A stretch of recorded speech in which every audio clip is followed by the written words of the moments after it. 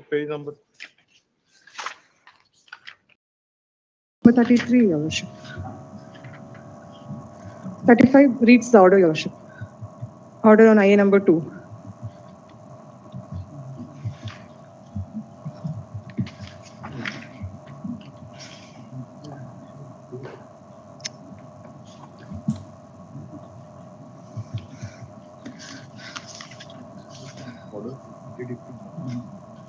Your Worship, the respondent number 5 is carrying out blasting in the scheduled query, Your Worship, wherein I am the owner of the adjacent property, wherein the blasting is resulting with the stones to be coming into my scheduled property, Your Worship, which is very close to the blasting query.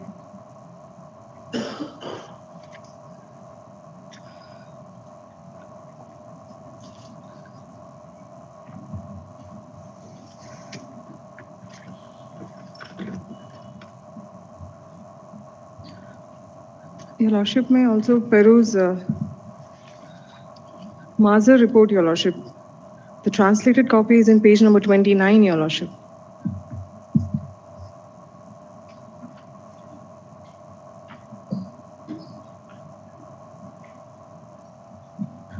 Your Lordship, wherein the blasting process is taken place, it is in a different survey number which has been granted. However, they have undertaken the blasting process in a different survey number, Your Lordship. And the same has been observed in the Mazar report, Your Lordship. No, in this suit, who is the plaintiff? Who is the plaintiff in this suit? Please, Your Lordship. Suresh Shetty is the husband of Anita, Your Lordship. Neeta Acharya, the husband of the petitioner, Your Lordship. He has filed the suit. He has filed the suit.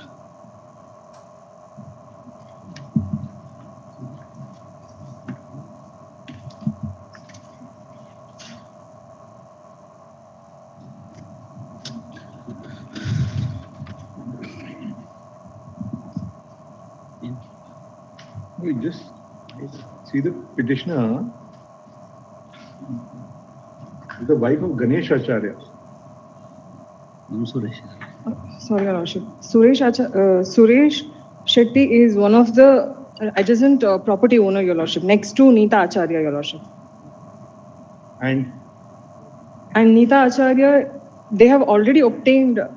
Please, Your Lordship. And Umesh Shetty is? Please, Your Lordship. Who's Umesh Shetty? Umesh Shetty is the proprietor of the crusher, Your Lordship. Respondent number 5. Status. Still next.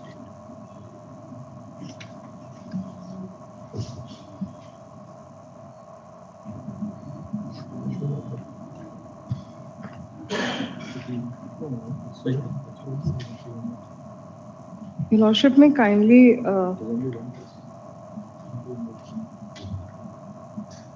Yes, we can ask you to.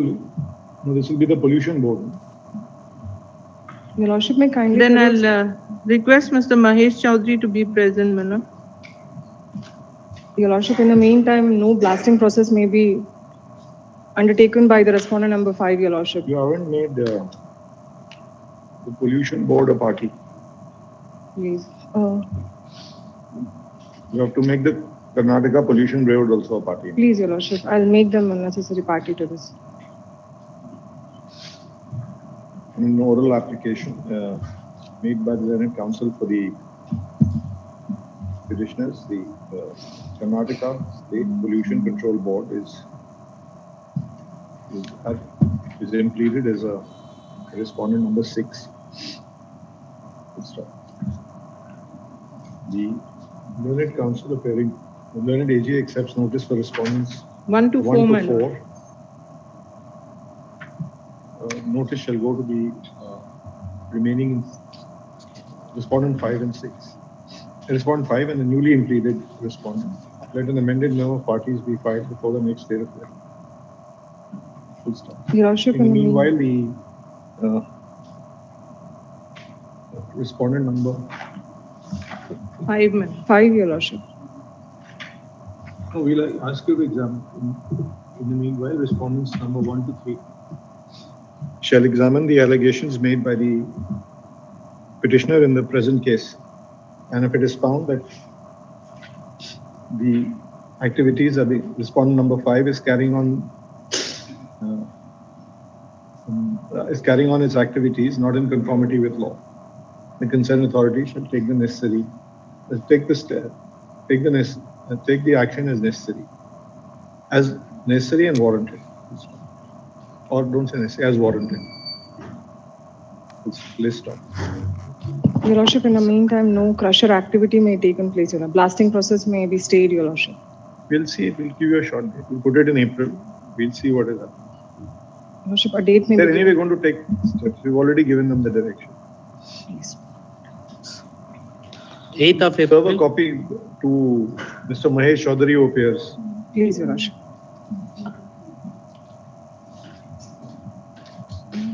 Seal number 12. Will be taken up day after tomorrow, my lord. Senior has been engaged. Yes. Senior counsel has been engaged. Day after tomorrow.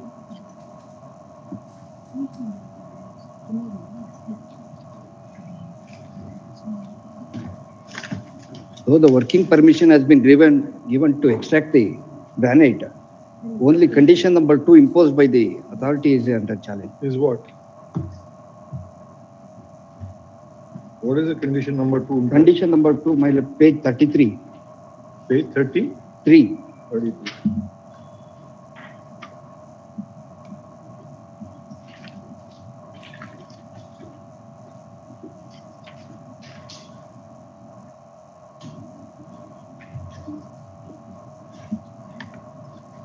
What is it, sir? We don't have any.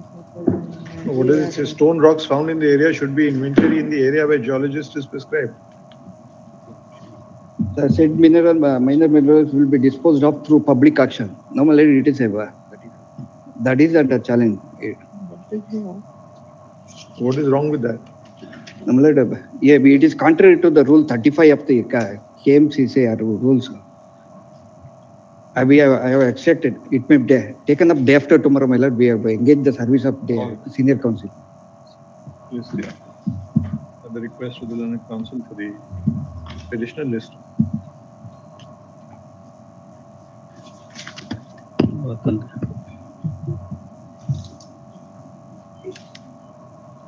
Fourth of March.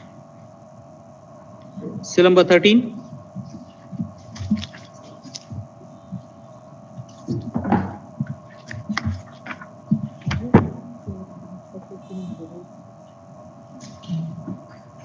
You want same order?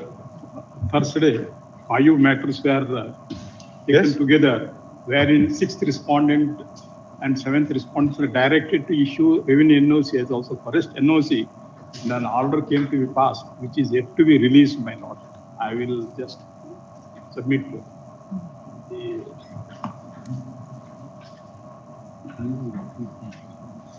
the last week it is disposed, my lord. All are identical matter except the date of query release application. All right. The letters issued by the senior geologist are same. Pass the same order. Issue notice.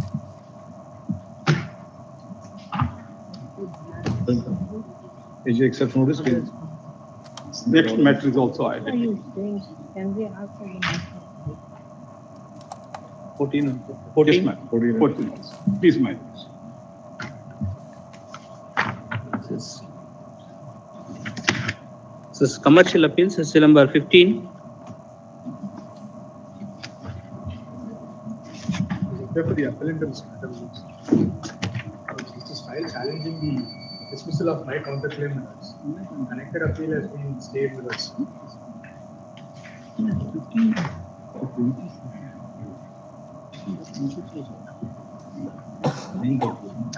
has been stayed on. Yes? Connected appeal matters. Yes, issue notice, list along with.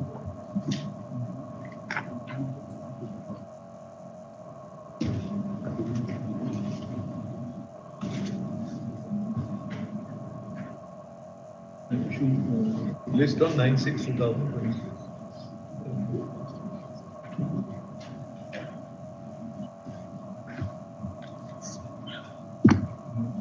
list along with OMAP 27 of 2026.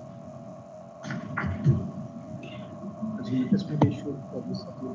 Notice may be issued. Arbitration matters, syllabus 16.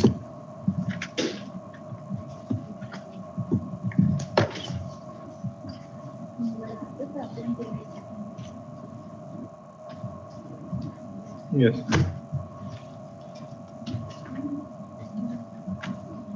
Yes. Respondent accepted the alliance composition by executing implementation and review the alliance matter. Filed in section 34 after 5 years, my lord, in identical matters. Yes. My lord, Yes. my lord, SLO passed an award determining the compensation at the rate of 3,02,50,000, my lord. Yes. After accepting, first respondent, after accepting the compensation, being not satisfied, preferred the reference application before honorable arbitrator, my lord. Honorable arbitrator enhanced the compensation from 3 lakhs to 3 crore to 4 crore, my lord. The respondent accepted the enhancement compensation by executing indemnity bond, my lord, and reserved the compensation amount, my lord. After that, filed section 34 petition before honorable district court, my lord, with more than 5 years, my lord. Kindly stay may be granted.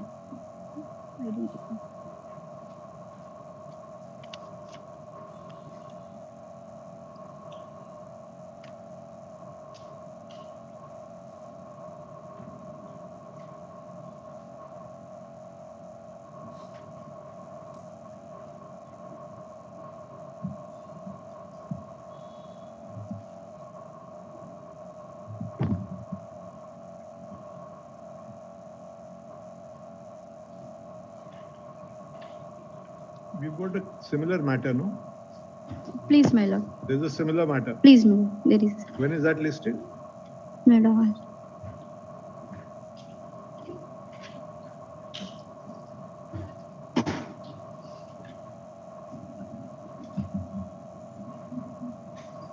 This is the issue notice. Returnable on dash. Take the same date. List along with.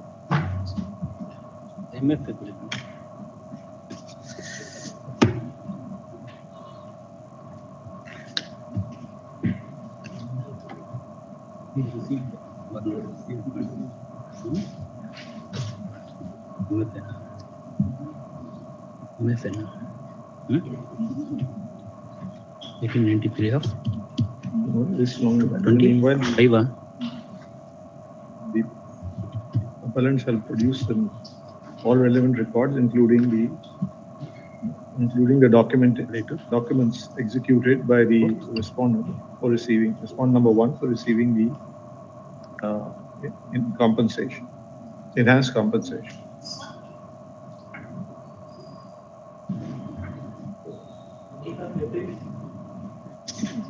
You found that?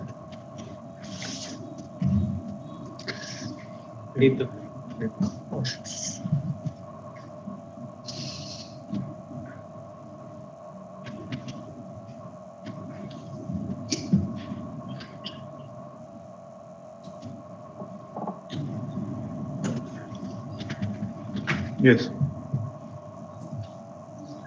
syllabus 17. My lord, I appear for appellant in this matter, my lord. Yes. My lord, identical matters notice has been ordered, my lord.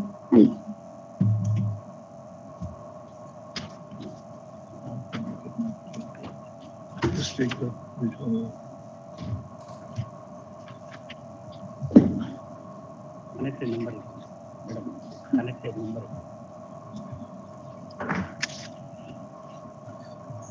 See. That's where.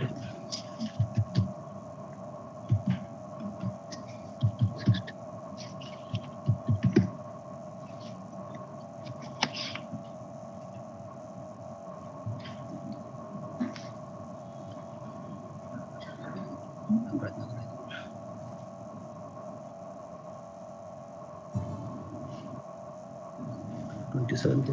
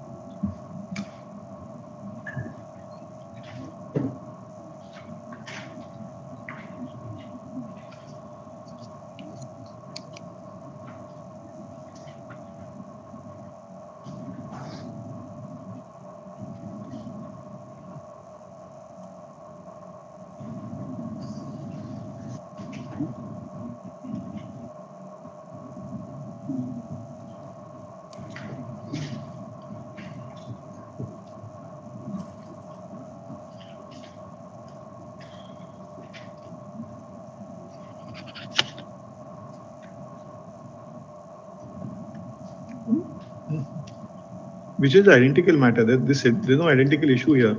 Oh, my lord, without any supporting documents, they have enhanced the compensation, my lord, from 73 to 122 per square meter, my lord. Without any supporting document, the habitated has been enhanced, my lord, which is contrary to the jurisdiction.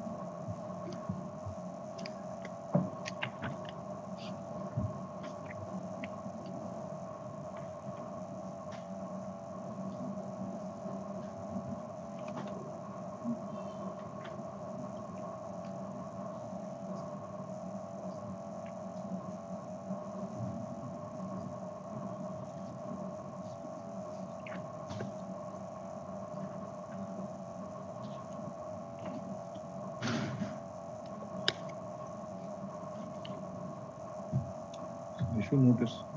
Please, ma'am. This one dash.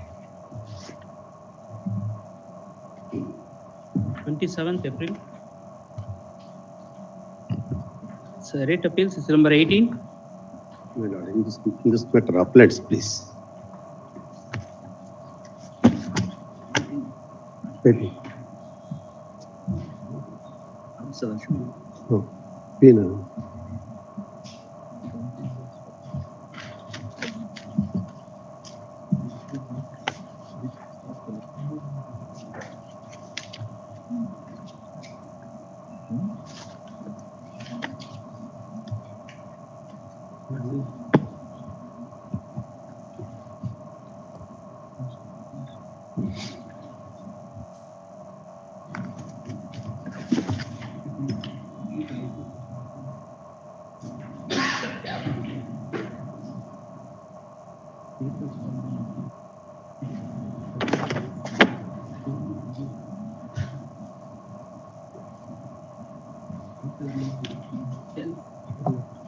There is a matter pending now in Supreme Court in this. With respect to Nekkanti Ramakrishna. Nekkanti Rama. SLP. We'll hold, defer this. SLP 41089 of 2025. ma'am. Just say the.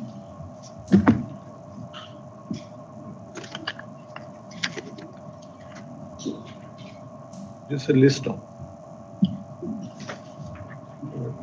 Issue notice list. Yes, I'll take notice for respondents 1 to 6. ma'am. When it is accepts notice from one.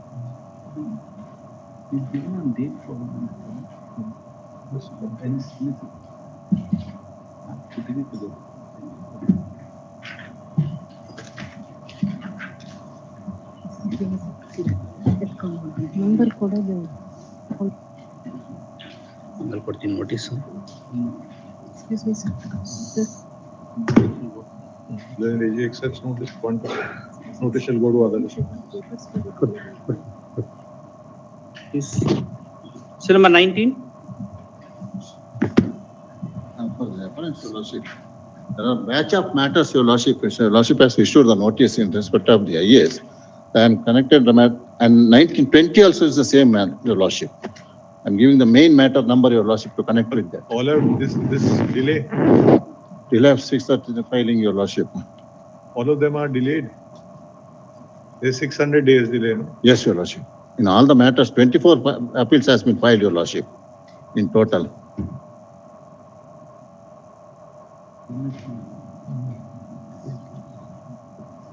Issue notice list. R1 is the government, Your Lordship. R2 is the respondent. In next matter, Your Lordship, R1 and R3 are the government, Your Lordship. Issue note, learned AG accepts notice for respondent 1 and the R1 and R3. R3, please. Notice shall go to others. R2, Your Lordship. 26th March, Great, Your Lordship. 26. December 21. Respondent. Before notice, the status to serve the copies and notice on every party. And perhaps we fully get further wakalat in this case for the respondent. But it may need the filing of arbitration because even before filing an application for annulling the order or modifying the order with the honorable single judge, the return is filed. You have to delay. Delay is not properly calculated. 94 days delay is just, they say 39 days delay. So we file our objection. There are a number of appeals on the same order passed by the honorable single judge, saying the effect of an amendment. To the, in this case, 94 years person, 3 times he came before this honorable court and had a direction to consider this application for renewal. Now later they say that they have now amended the rule and they can. First they say records are not there. Second they say one copy is not there. All the 3 times this honorable court directed. No, but today. Yes, any 2 weeks we will file our objection. My lords, all the matters are listed tomorrow, my lord, the connected matters. The matters are anyway, but it needs. The main matter is writ appeal 184 of 2026. my lord. Challenge to the Please, my lord, the rule has been. interim order. Interim order, they would have very well gone before the My lord, honorable it single may judge. kindly be called tomorrow, my lord, these 2 matters also. Is there an interim order in those matters? No. No, my lord, all the matters are connected and cases are directed beyond to be limitation. listed tomorrow, my lord. Yes. All appeals are beyond limitation. 91 days. No? 91 days, my lord. The government, my lord, will be able to demonstrate how lethargic is the government. The government is lethargic, you don't have to demonstrate. And that is because some lethargy we permit them. Please, no, 90 days we permit them. Nowadays, law department is not consulted at all for anything by them. Maybe so, but today 90 days you can't. Delay But will condone, find- there is no issue. They could have very well gone before the honorable single judge with an application or with an early decision. May kindly be called tomorrow, my lord. Tomorrow it is brought up. Issue But we notice may and need some time for. Council accepts notice and list tomorrow. The next matter also, my lord. Yes. Obliged. There were 2-3 matters, I think. You are there in 22 also. No, I have. This was my I'll take filed the out notice. wakalat. It was filed. They have sold the copy on all the parties. 3rd March. Obliged, my lord. Number 23. 23, I've got to be updated. This is the matter where the difference is 15% or more of the total marks, then it has to be sent to a 3rd evaluator. Insofar as that is concerned, I'm told on the last date, I'm so sorry, Mars, I couldn't make it on the last date, but my learned friend for the respondents has filed a memo. But I just want to make some submissions on that. And probably there's some misunderstanding as far as that is concerned. He's submitted a formula, Mars. Now that formula, with great respect, Mars, is to calculate the percentage difference in absolute terms. For instance, the difference between 10 and 20 in absolute terms would be very different from the difference between 10 and 20 of the total of, let's say, 100 marks or 200 marks. What is... No, the only thing is what is the meaning of total marks? Correct, Mars. And insofar as that is concerned... Total marks, total maximum marks of the paper? Correct, Mars. Or is it total marks that he has got? Total marks of the paper. I'll just read out just to make be clear, Mars. Page 118, if my lords were to kindly see.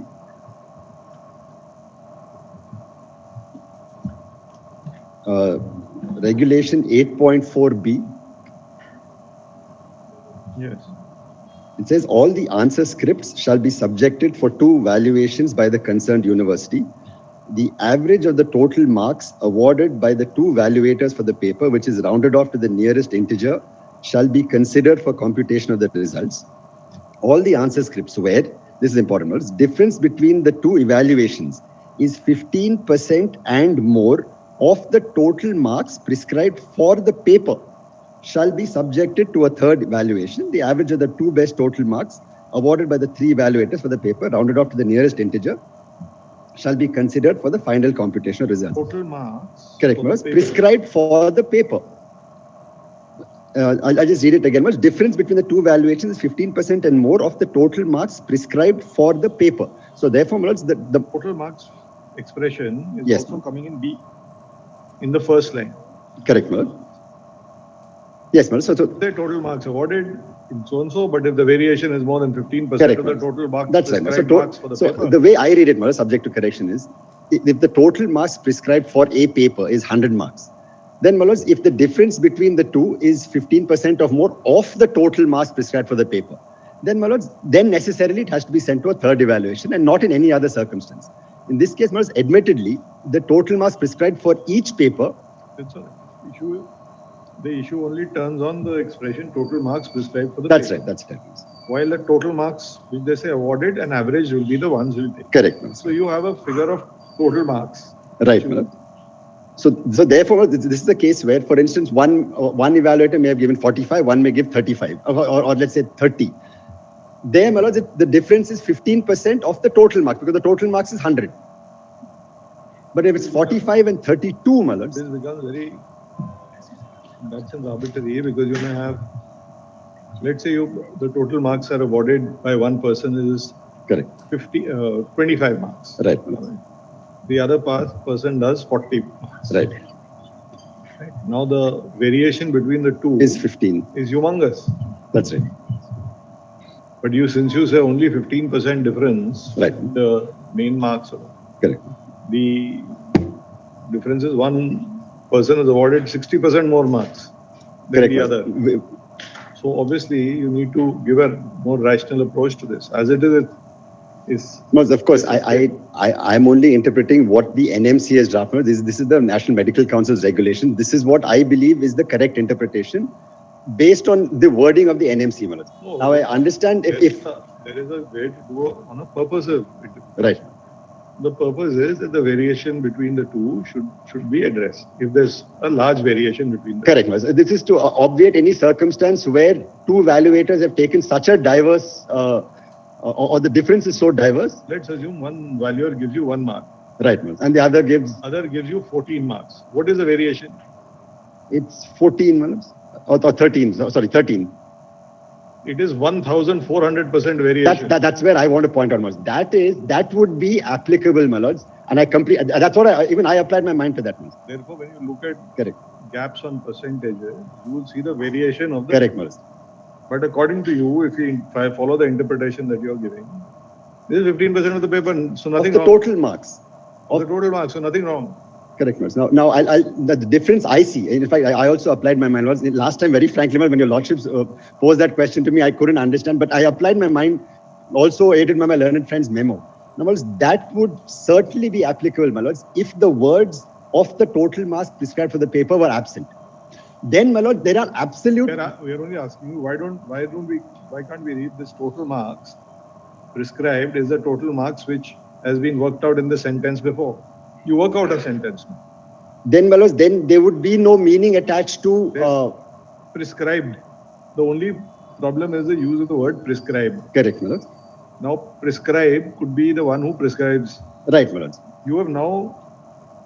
You have total marks awarded by two valuers of the paper, which is rounded off to the nearest integer, shall be considered for computation of the result. That's right. Now you've already arrived at an artificial figure of consideration. Correct, man. So why don't we use the word prescribed for the one that you've considered as a derived one? Then, Malad, possibly, Malad, then the words total marks prescribed for the paper would be rendered superfluous if absolute percentage terms were to be adopted. Because for instance, Malad, now, let's... only problem that is creating is word prescribed. Correct. On ordinary state, if you want to read, it would come to 15%. Unless the results turn out to be not in conformity with what the intent is. The intent is to ensure that if there is a wide variation, you go to third. That's your right. logical Absolutely. intent. That's the logic. There's no one can. Right. So when you look at wide variation, you must have wide variation with somewhat similar for. That's what we're giving you. In one case, the variation is 1,400%. That's right. That's right. But according to you, this variation is kosher. Not absolutely kosher. You will say variation is just. No, the only reason I say that, Malaj, is in view of the wordings used. I quite see the logic. I mean, I completely bow down to the logic that your lordship Now says. look at the other way. Yes. A person gets one examiner gives somebody 95 marks. Correct. Right, and the other gives a person 81 marks. Right. The average again the difference 95 and 96 would be about 80. 14 add 7, you will have about 88 marks. Right. 88 marks, the variation of 88 marks is a 14. Correct. 14 by 88 is a minuscule variation. True, Malaj. But that would, I see that, Malaj. But then there necessarily, possibly the wording used would be different, because then we're taking absolute percentage difference. And if the words let's say, Malaj, the sentence stopped at the difference between the two valuations is 15%. Then absolutely your lordship is 100%. In a normal circumstances, we would have followed the same argument by saying total marks prescribed for the paper. Correct, Malaj. Now, what I'm submitting, Malaj, and of course, what I'm submitting is the inclusion of the words of the total marks prescribed for the paper necessarily takes out any other interpretation insofar as absolute percentage difference is concerned. And you have to take it qua the total marks prescribed for that paper. Now, the total marks prescribed for the paper right now is 100 marks. Then it becomes a simple percentage. Let's say, Malaj, tomorrow the NMC increases each paper to 300 marks.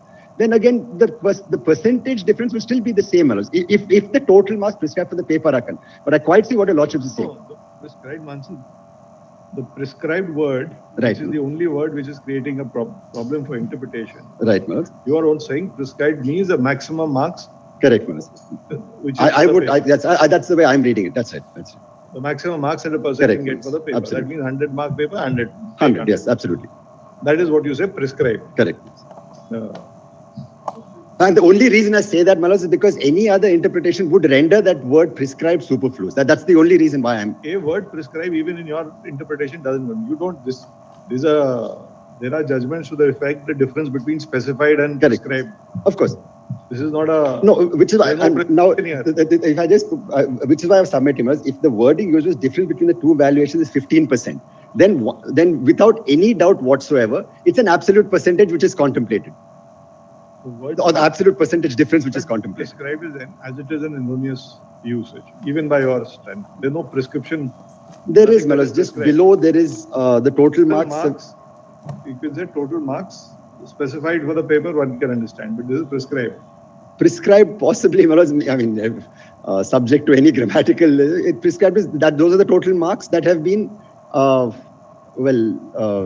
assigned to that paper. So, just to find any synonym for that, Malaj. Right. So, we are only asking why should this prescribed word, since it has wider connotation, right, not be the ones which you derive. They don't derive the marks. The examiner is given X marks, the other is given Y mark. According to you, the average of X plus Y is what is you've derived at, right, to be the one that you effectively prescribe for the marks. Why should this prescription not be used? Possibly, Malaj, and again, this is an interpretation. The way I read it, when we read the sentence in totality, which says the total marks prescribed for the paper, it would necessarily mean the total marks that have been assigned to that paper. So if it is 50 marks, it's the total marks prescribed for that paper. I have to say, why should this not be struck down as arbitrary? Can you find at some point? If your object of your is that the variation between the two persons should not be large, and you find that your variation, right? No, I see what you're determined on a total figure and not determined on what marks persons are providing. No, I see what your lordship saying. It will probably be prone to challenge but in this case, it wasn't. We can read that down only for this, because otherwise you would be permitting variation between two persons way beyond 15% of the total marks. Whereas then, again, taking a cue from what your lordship, the example that your lordship gave, then possibly the the difficulty that may arise for the NMC as well as the universities are implementing this, the difference would depend on the total. For instance, the difference between 14 and 1 in percentage terms is different than the difference between 95 and 81. So therefore, it will depend on the total marks. Let's see 81 and 91. Then it becomes a variable depending on. Let's take an example of 81 to 81 and 95, yes. You will take your 14. According to you, there should be no third valuer because it is less than 15%. Correct. And I'm sorry to interject. The only reason I'm saying that because then if we take the total marks, at least there is one constant we are applying. Otherwise, Manoj, that formula, for instance, if we take the total marks, what I'm submitting is, if the total marks is 100 marks for a paper. Now, any formula that we're applying, at least we have one constant. Otherwise, what happens necessarily is, Manoj, if we apply the absolute percentage difference, then a person who gets, let's say, the 95 and 81 may not be entitled to a third evaluation, as opposed to someone who gets, say, 20 and 35 or 34, simply because there is no constant to apply that formula. I don't know how to put it in mathematical terms. That's exactly what we're putting to you. No, applying a constant, the marks vary. Correct, Manoj. So now, this is to ensure that there is some consistency, as long as there's a constant. There is a consistency. In one cases, one examiner gives you the difference between the marks awarded by two examiners is. No, I see what your lordship is saying. 1000%. No, I completely understand what your lordship is saying. But the other way, what I'm trying to submit, the converse is, a student who gets 95 and 81 may not be entitled to a third evaluation, as opposed to a student who gets 15 and 1. But that also may not be correct. Let's put it differently. A student gets 80 marks. Yes. And the other examiner gives him 96. Right. Now, according to you, he should be entitled to a third evaluation. Yes. The difference between the two in their variation between what the mark should be awarded. Correct. Is if their formula is hardly any variation, won't even be, it will be 16 marks on 96. That's 1/6. 88. 1/6 into. It will be 16 on 88. Correct. All right, average would be 88 and the variation is 16. So your variation percentage, yes, ma'am, in a situation like this would be 1/6. I'm guessing. No.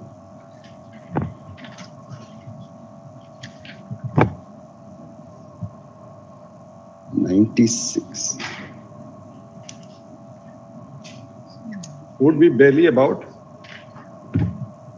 19-20%. Correct, Maharaj. Correct. Now, take another example where a person gives 1. Yes, and 16 or 17. Gives 15 marks. Right.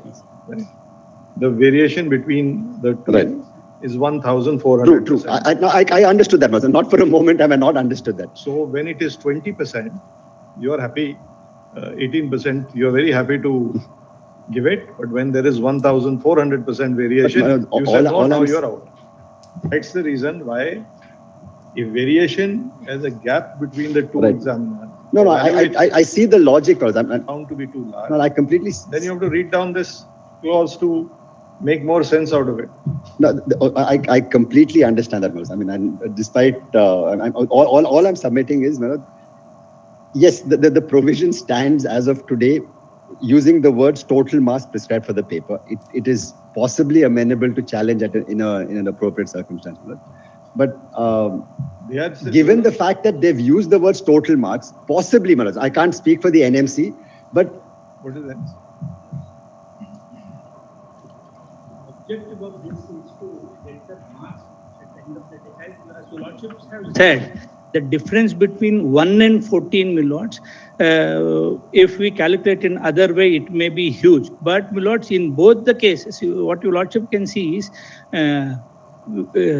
how much marks he would get after that is the issue. Even then, if a third... No, he's not. It's whether you should make a reference. In every scale, my lords, my only submission is somewhere this borderline issue would always be there, my lords. Whether it is when we prescribe age of majority as 18, one day before that, what difference would it make? The same logic would be applied, my lord. This is not here, my lords. If lordship sees, somewhere we have to draw a line. This can be less or this can be more. But 15 marks, 15% of the marks, because we have to see, otherwise, my lords, every paper, this would increase. With great respect, my lords, in this. If your object is to make sure that where there is a variation between the two examiners is so large that it brings a question as to the marks awarded, then you refer it to a third value. Yes. When you determine this question, the only difference is whether they should be on the total marks which are derived in the first limb or whether it should be total marks of the paper. If you read it as total marks derived by you, yes, then you'll find a person who is 1 and 14 marks will refer to a third valuer, while a person who is getting 81 and 94 will not be referred to a third valuer. And the only thing, I'm sorry, Madam, before my learner. No, pardon, lords. A person who gets 80 and 94 will not be referred to a third valuer. Average would be given to him. Right. Average of the two evaluators would be given to him. Will not be valuer, but a person who gets 1 and 14 will be referred to a third valuer. That situation may come, my lords, if What we are saying, where the variation is large and which raises a question as to the two valuations, then you give it to a third valuer. You may get a person who decides that the question is so awful, answer so well, will give you 0. Other person says no, he's entitled to some marks in some area and gives you 14. Now the sharp focus of two valuations is for anybody to see. But you say, no, that's all right because your 15% of the total marks variation is not there. The very fact that you're taking variation out of the total marks and not on the basis of what is being awarded disregards the and what I was submitting was disregards the variation entirely. If your object is to make sure that both the valuers come together, evaluation comes together, then you'll have to take the marks awarded by the valuers, not disregard the variation between them. I'm sorry, but what I was trying to submit was if we apply that formula, it necessarily, my lords, would add an element of arbitrariness simply because, taking the same example your lordships gave, because of the numbers, let's say 95 and 81, there will be a difference in percentage terms between 15 and 1. Now that amount of arbitrariness could not be contemplated by the NMC. Lords, if I just want to add this, lords, to the whole. Because if the NMC wanted it, if they did not want to look into the percentage difference between the two evaluators, they could have might as well said 15 marks difference. No, that is. They haven't said that. They want to establish and look into what is the difference. The question is, the paper, that is assuming that the paper is 100 marks. This rule would also work when the paper is 200 marks. Then it will be 30 mark difference. Yes. 15% when you put a percentage, then of the total marks. Then this argument doesn't hold good that they should have simply said 15 marks. In Malod's medical, each paper is only 100 marks. There is no other paper. Of today, no, the rules will transcend how many marks you do. If they had to change the passing mark or rather the total marks of an answer paper, if it were to be different in different subjects or any other, if there is any variation. You can always split. In the next year, you may have a split paper. So far, it has never been, my lords, right from the beginning of these regulations, the answer paper has been for 100 marks only. For that reason, my lords, if they wanted to say it, my lords, they could have said 15 marks. The exercise by NMC is to see the difference between the two, my lords, evaluators. That's all right. We followed the point. That's all. That's all.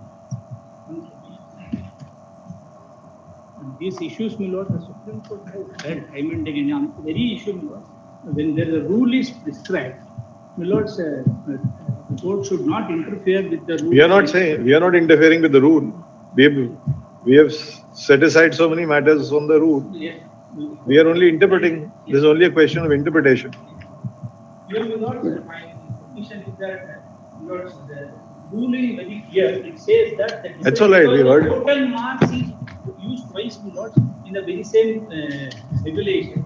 First, it says that average of the total marks awarded by both is taken.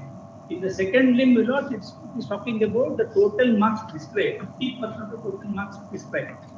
Lords, these two are different things. First, total marks is of the average of the both the marks given. And here, my lords, these are two different things used. Both the total marks are not same.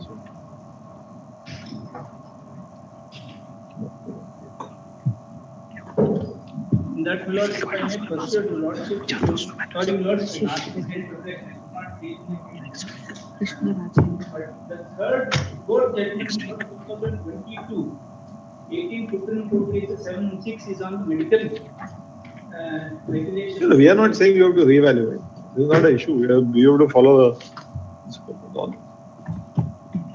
Here also they are seeking for argument heard order. And there is absence of my lord's prayer for striking off or challenging the regulation per se.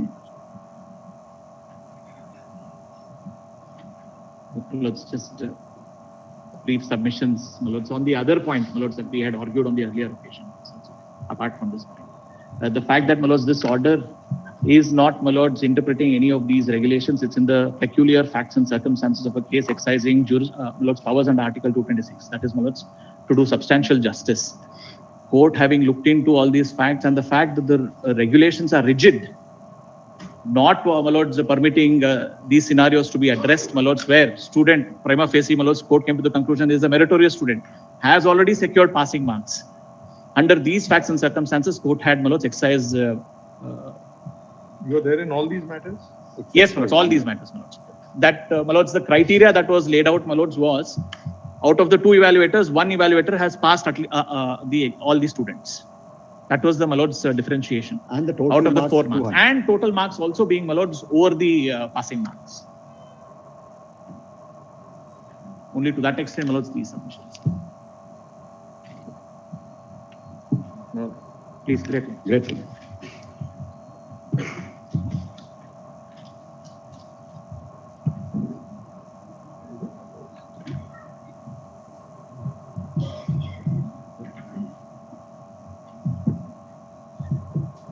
On a lighter note, but it's a bunch of lawyers doing this much maths on Monday, let alone tomorrow, a bunch of doctors in the university. I have to go to a mathematician, my lords, to get a proper formula also. Grateful.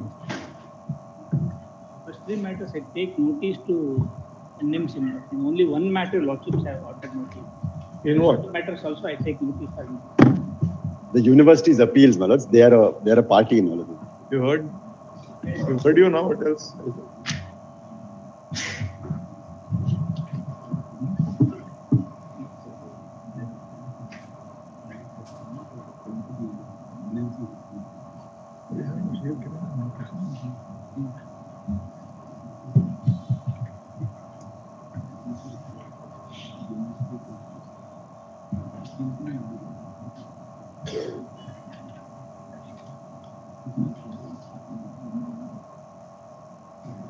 Just say the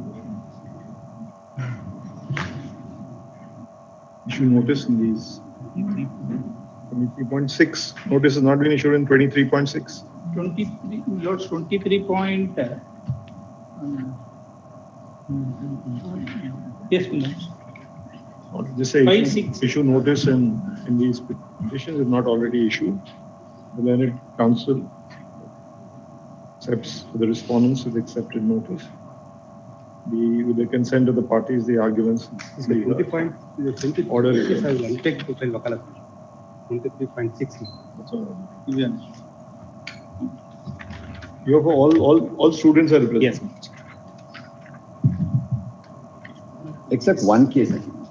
Is present. Which one? No, between them. One case, I think. Between them, they represent. Yes, between them. Grateful. Grateful.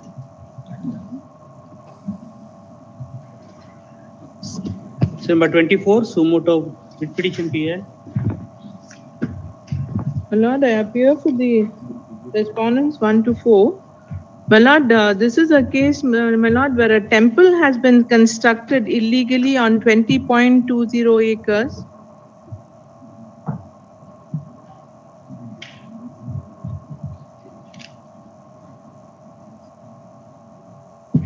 Tell us what your latest is. My lord, they have gone and obtained a stay against the order passed by the Chief Conservator of Forest in WP 39416 of 2025. My lord, it was on 30th December 2025. Same, sir.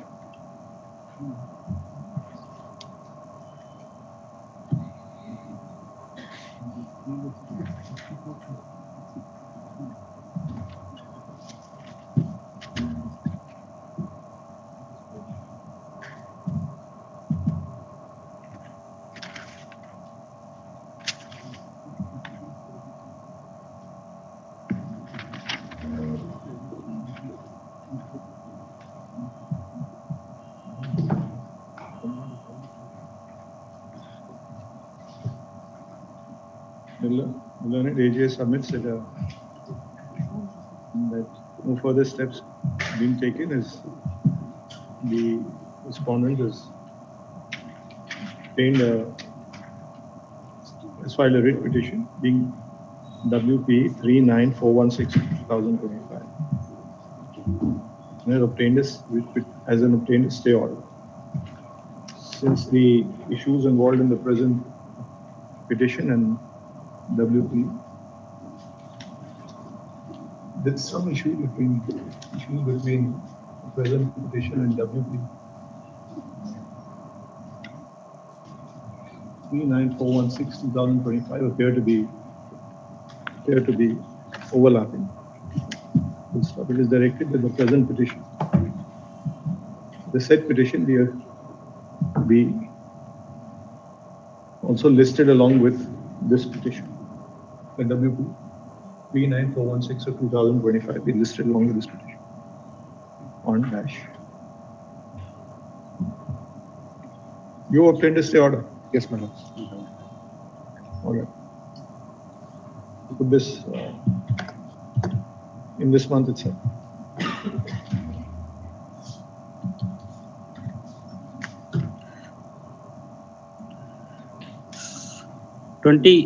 When this petition is pending, you're a party here. Yes, my lords. But my lords, I myself. That stay order will now impinge this bench from carrying on the issuing directions. No, my lords. Only that concern point, because my lordship has last time told that we are a respondent when we have to file a fresh petition if you want any direction in accordance with that. I'll take it together.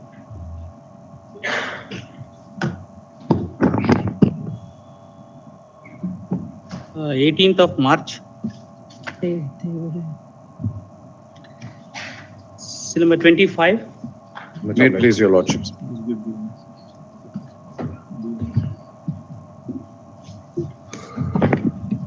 We have, my lords, both placed our notes before your lordships. Now, my lord said, my lord put a query to my colleague on the last day that the inquiry by the judicial magistrate could possibly be conducted first, and then the question of the FIR be considered.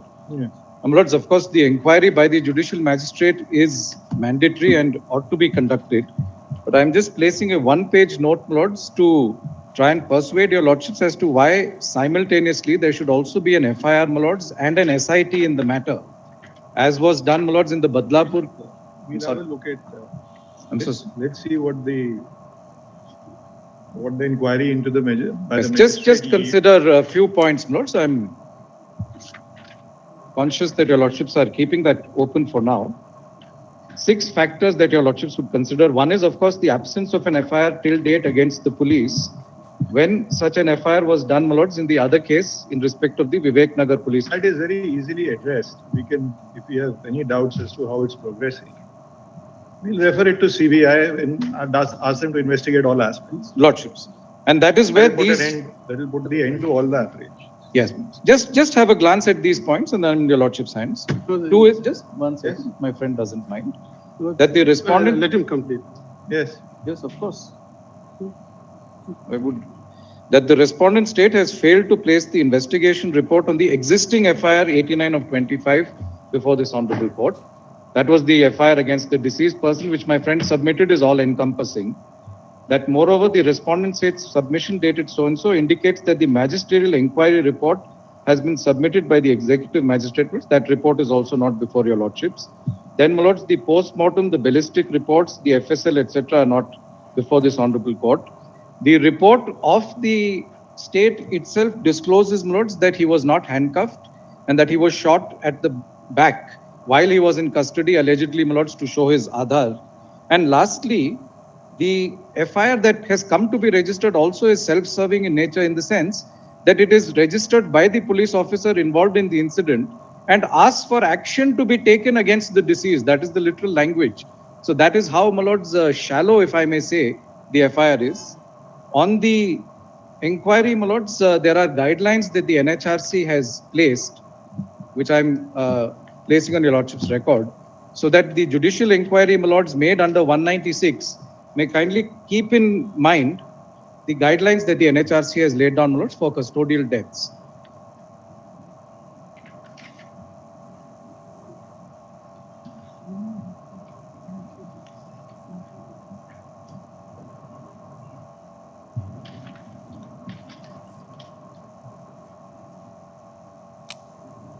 And lastly, my lords, if your lordships so think fit, that this judicial inquiry that is contemplated, keeping in view these peculiar circumstances, could be, my lords, allotted to a retired judge of this Honorable High Court to conduct, so that, my lords, the credibility and, my lords, the impartiality of the process is. That's my submission. Yes. Having suffered an oath, the very same argument was made in PUCL. I want to point out one which was not accepted in PUCL. That argument of what? Of saying that a FIR has to be registered against the police officer. No, we agree with you. We examined what the judgment. That's why we adjourned it. We've examined. The second point is, my lord, we agree that the FIR will have to be a incident, but the investigation will be all encompassing. I bow down to my lordship. And second, to that extent. Then second point is, my lords, we are handed to Supreme Court inquiries, the CID inquiry, my lords, which we have handed over immediately, my lords. So therefore, the lordship may kindly see the judgment of. No, this is in the sense it is police authorities to police authorities. So if there is apprehension which is suppressed, we can always give it to a. My lord, no, nobody is saying, as of now, there's no complaint, my lord. Actually, nothing. First of all, what we find is actually even in the statement that you filed, sounds stretching credibility a little bit. So there has to be a larger amount. No, therefore, what elaborate, Your Lordship, page 94, I'll just point out what PUCL, my lord, as Your Lordship pointed, it can't, page 94 of the compilation. I'll just leave that, because what the note which has been given is contrary to PUCL judgment, my lord, tightly in the teeth of PUCL judgment. It's trying to reopen what the Supreme Court has not. Page 94, my lord.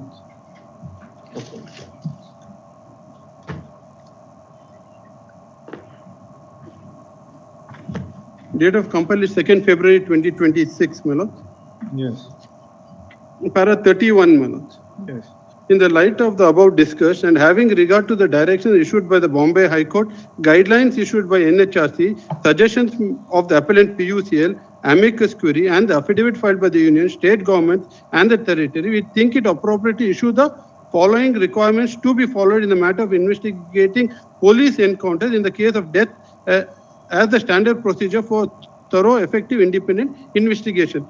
The Lordship may kindly see 13.3. An independent investigation into the incident by ENCOURT shall be conducted by CID or a team or other police station under the supervision of so-and-so. So therefore, my lord, we are complied with CID, my lord. We didn't give it to any other police station. And till now, my lord, the investigation is not before, my lord.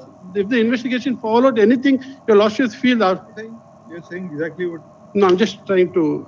We're saying the same thing. That we'll take your suggestion. Please. We'll have order a magisterial that this inquiry will be done. But that we'll keep this matter pending. The magisterial inquiry report will be brought to us. Is there any doubt as to your? Yes, my lord. In the manner it's proceeded. As today I'm not on that at all, my lord. So we are not. It was not required for this court to give this kind of time to this patient. I understand. They would have. If we were otherwise satisfied by it. But if we find any doubt to it, refer it to CBI. Just on completion, my lords, PUCL was followed by the Delhi High Court in one instance. And the learned single judge whose view I would commend to your lordships is that page 111, isn't it? Held that an FIR is mandatory, my lords, in such cases. I'm just placing it for completion. Actually, the law is settled on it.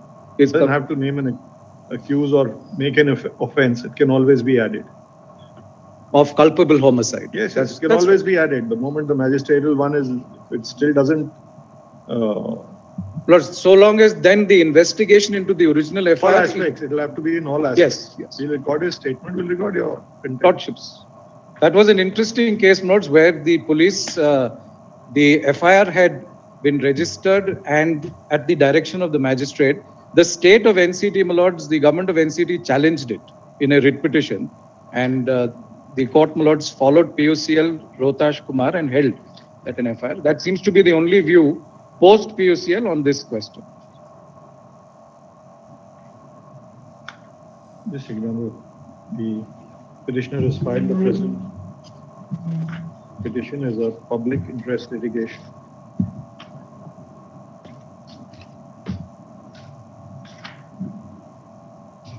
Inter alia praying is under. They're seeking several reliefs, which relate to the preservation of evidence, which mainly relate to the preservation of evidence, conduct of investigation,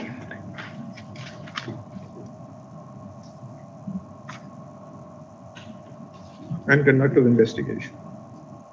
With regard to the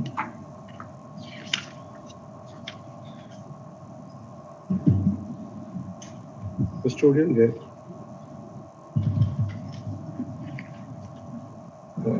custodial death of a migrant worker, of a person that stated to be a migrant worker from, a migrant worker. He was, the said person was accused of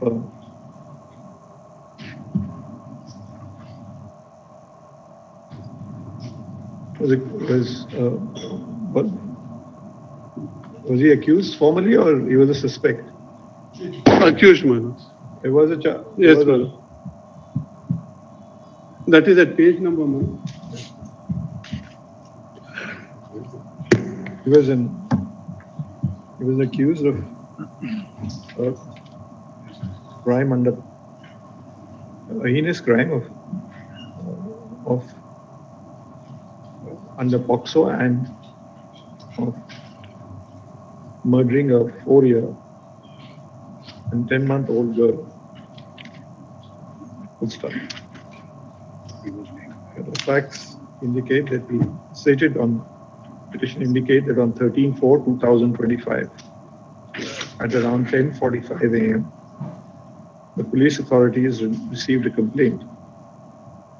It received information regarding a dead body of the child, abandoned dead body of a child, dead body of a child which was abandoned near a shed in Vijayanagar area, falling within the jurisdiction of Ashok Nagar police station, within the limits of within Hubli-Dharwad city limits. Good stuff. It is alleged that the police authorities took steps to identify the person who committed the crime. And it is alleged that that person was traced by examining CCTV footage. Full stop. The petitioner states that the media reports indicated that the said accused was interrogated for 3 hours, during which he disclosed his identity. There's also the reports also state that he had allegedly confessed to the commission of the offense of killing the child.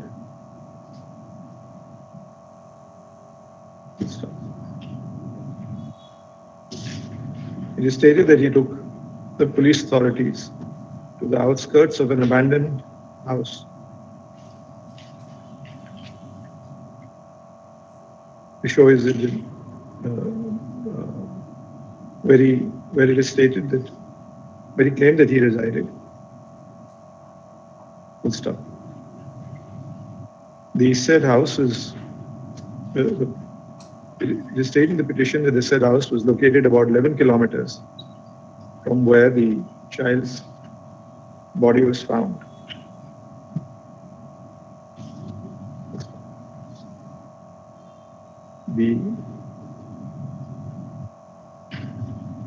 It is according to the police authorities, they said the accused was shot near that place. The authorities claim that the deceased accused had tried to escape, and by pelting stones. It's also alleged that he had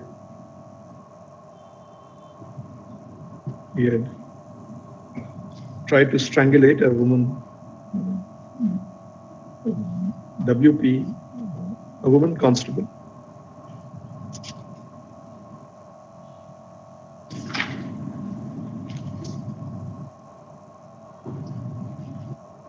The warning shots had been, 2 warning shots were fired.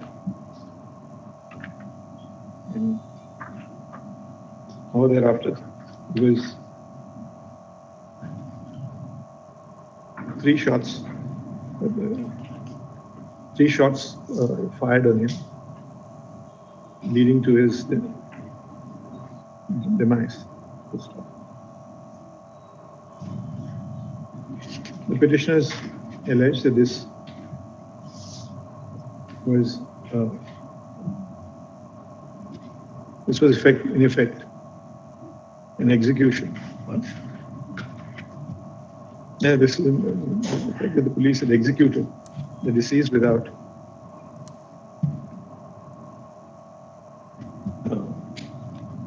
and therefore the said custodial death must be investigated. It's properly investigated.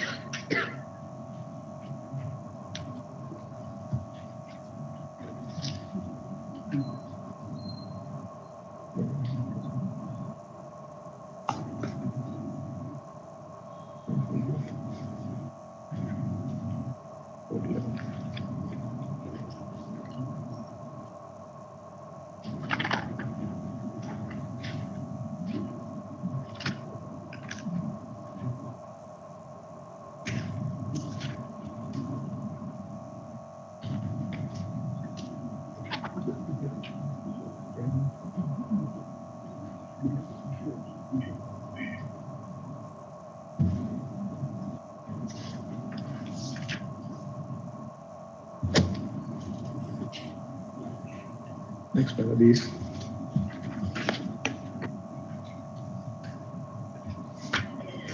The Superintendent of Police has also filed an affidavit inter alia affirming that investigation of CR 89 of 2025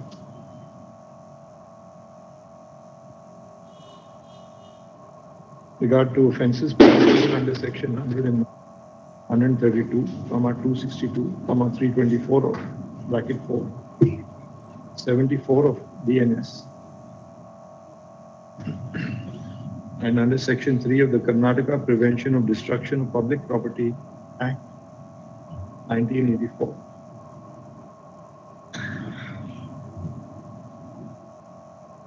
Was entrusted to the office that was entrusted to him.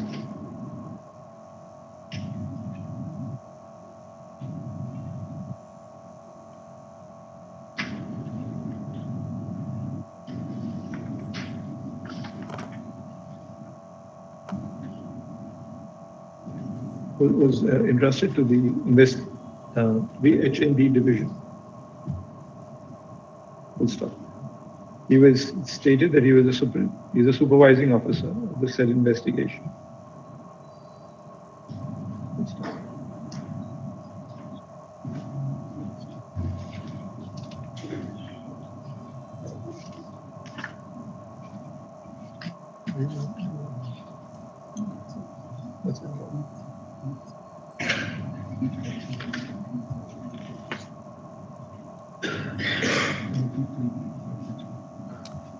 It is also affirmed that it complied in compliance with the directions issued by this court on 14/4/2025.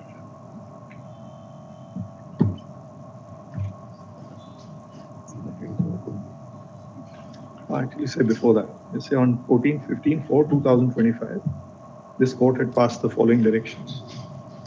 Then say that in compliance with this, the Superintendent of Police, HNB Division, has filed an affidavit affirming that he is a supervising officer of the investigation of CR 89/2025, Old Hubli Police Station, which is entrusted to the HNB Division. Full stop.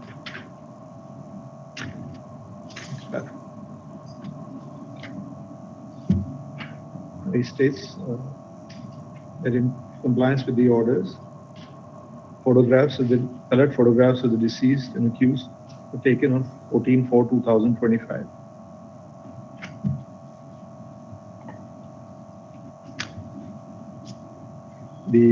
With the help of social media platforms and local police stations and police official staff,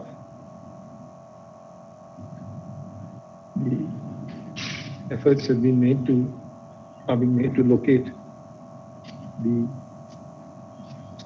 identity and the details of the relatives of the deceased accused. Stuff.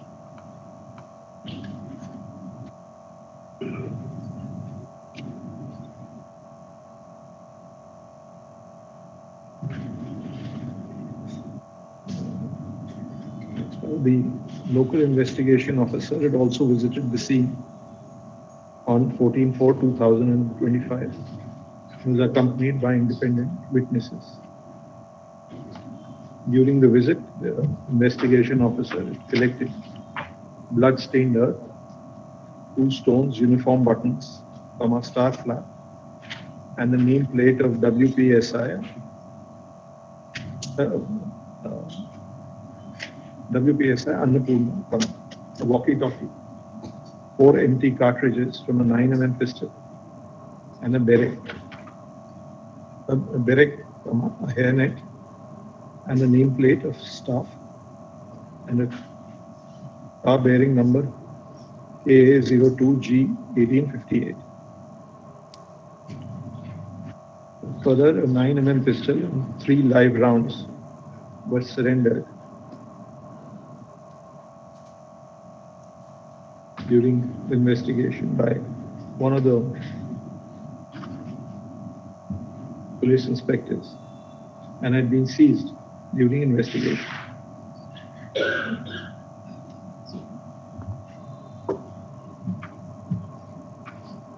It's affirmed that 7 spent cartridges from a 1 slug oblique projectile and 1 9mm pistol with 3 live rounds were recovered.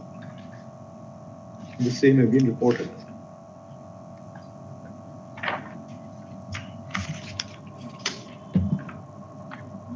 Fingerprints have been, after fingerprints of the deceased oblique accused were collected.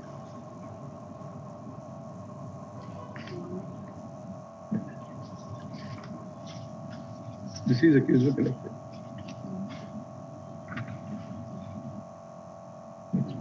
On 14/4/2025, the Visual Civil Judge and JMFC Hubli had conducted an inquest in the presence of independent witnesses and had handed over the body to forensic medical officers to conduct an autopsy.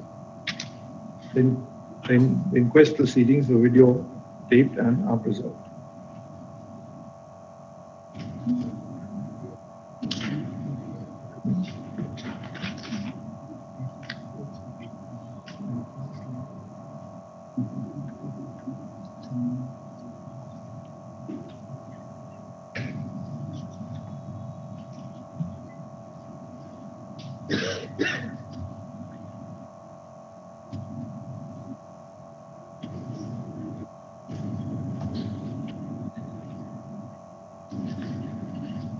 Apart from the above, the affidavit also discloses certain other steps taken for conducting investigation.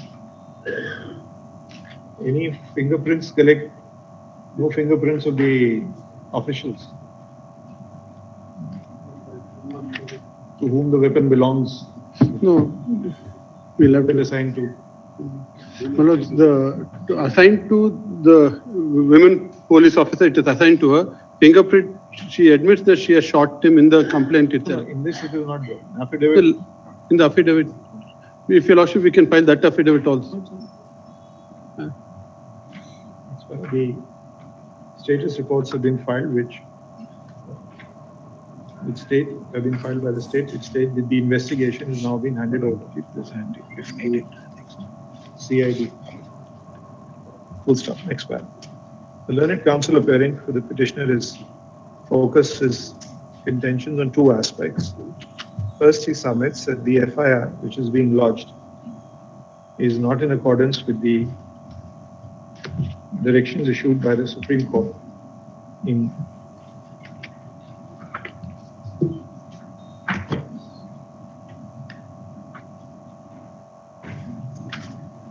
People's Union for Civil Liberties and another versus State of Maharashtra and others, 2014, 10 SCC 635, bracket.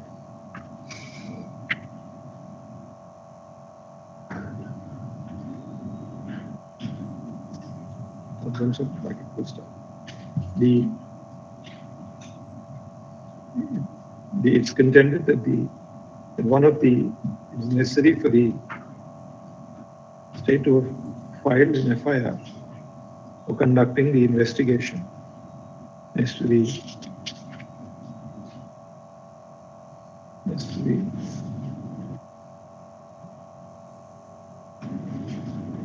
the possible crime of executing the custodial death. He submits that in the present case, the FIR is being filed against the accused deceased, and none of the police officials have been named. Second, he submits that a magistrative inquiry is required to be conducted. Inquiry by a magistrate is required to be conducted, as in accordance with the Section 196 of BNSS. Full stop. However, an inquiry by an executive magistrate is being conducted, which is not in conformity with the directions issued in People's Union for Civil Liberties and other supra, or the provisions of BNSS. Next paragraph. The learned AG appearing from the state submits that there is no requirement for an FIR to specifically name the police officials as accused, as the entire incident is recorded, and if any further offences are required to be added, the same can be done at an appropriate stage. He also assures the court that all aspects of the incident recorded will be investigated by CID. Next paragraph. Insofar as the conduct of an inquiry by a judicial magistrate is concerned, he submits that there is no objection for the state for directions in this regard being issued. He submits that in fact efforts, a reference was made for conducting inquiry by a judicial magistrate. However, the same was declined on a misreading of the directions issued by the court and the use in same people with supra.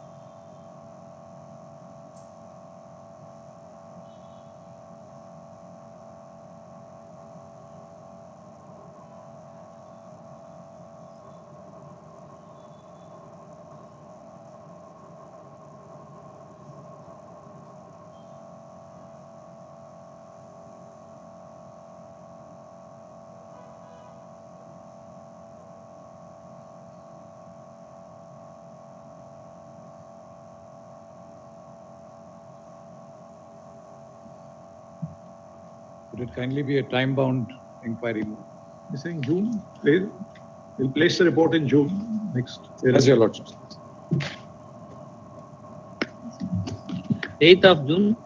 Could my lords also the investigation made into the existing FIR be placed before your lordships in the meanwhile? I think so. Your lordships. Let the inquiry report. Please. We'll see the investigation. Please. If we find there are gaps, as we've already indicated, we'll refer it to avoid any, refer it to a central agency. I'm very grateful.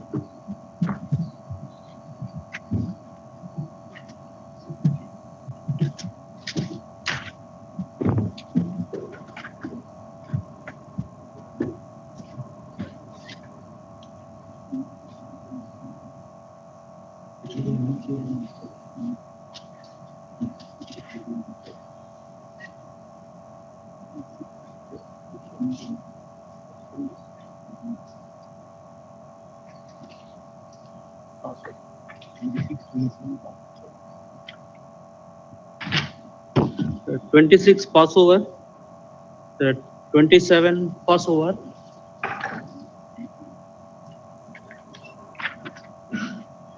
the list one, still number 1. You're in which one? 27. We'll take it up at about 3:30. Lords, in serial number 27, we filed an application for amendment, my lords, and also the objections, my lords. Both are not put up. But do you want copies? You want? We've served the copies, my lords. What is the amendment that you want? My lords, now we're challenging the amendment to the impugn notifications, my lords, and also our objections. And our objection should be ready by end of the day, Manoj. For the amendment, it was served only on Friday, right? In the PIA. Please, now, We'll just I file filed that. my amendment. Half an hour it will be ready, Manoj. If your lordship. No objection to amending it for amending the challenge. You can always challenge. It can be done. I'm allow it, Manoj. Permit me to file my. Yes. Please. That's all, Manoj. That's all I'm saying. Allow it now, then Please. you take your time to. Please, Manoj, that's all I'm saying, Manoj. I'm not 26 in the objecting to PIL. the amendment. I'm sorry, Manoj. I didn't come out. No, you said statement of objection. To No, objection to the. I'm sorry, Manoj. No, so you just, this is In the PIL, my lords, WP 2807 of 2026, the IS 2 of 26. no amendment is in both. Is in both. 1983. Please, my lords, in both. We have also challenged it, and they have also challenged it separately in their petition. Just now they served, Manoj. You give the copy just now. Right? And application is on. Where is? Just say the higher number. Oh, So these are applications filed. So the reason stating these applications the same are allowed. You file the amended petition along with your application. Please, my lords. Please. The amended petition is. My lords, I have not filed the amended petition. We'll my file lords, it by because tomorrow, my lords. I'll file it tomorrow. The amended petition be filed within a period of 1 week from now. So the respondent may file a statement of objection with said period as well. Also be filed within a period of 1 week from now. List up. This has to be finished in 2 months' time. Just put it after the week.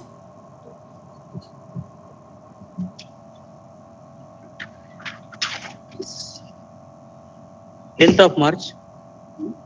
End of 10-3. 10th of March. Please. Please.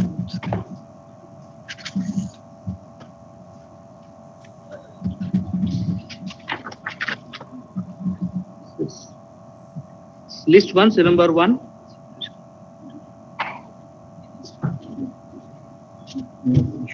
My lords, I appear for the petitioner. The case has been filed for seeking the consideration, my lord, which was 30th April. Still number 2. For the petitioner in this case.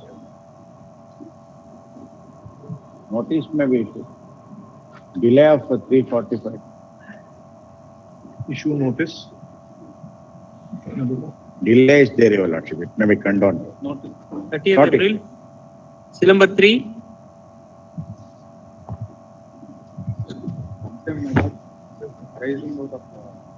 Issue notice. 30th April. Number 4. Let us hear for the complainant. Lords, there is some progress. My lords, my apologies, my lords. Firstly, in the last occasion, I had made a mention that in the next 72 hours, the payments should be made, my lords. My lords, there is some progress. We are yet to receive funds from the chief election officer from Karnataka, my lords. We are making our bona fide efforts, my lords, to get the funds. My lords could have it next Monday. There's some progress. I would like to place it on record. You tell us, put it after the week. Can I make the submission, my lord? Like Yes. the election commission says we have already released it in favor of the Bangalore BBMP, my lord, as it then was. Now BBMP says we have written back to the election commission, my lord. Like it's a dispute between BBMP and election commission, and I can't be held responsible. He's not saying that your payment will be held up because of that. But he's saying just give us 1 week's time. We'll give him exactly 1 week. Great. At the request of the learned counsel for the respondent list. 10th of March. Grateful, my lords. Commercial appeals, it's number 5.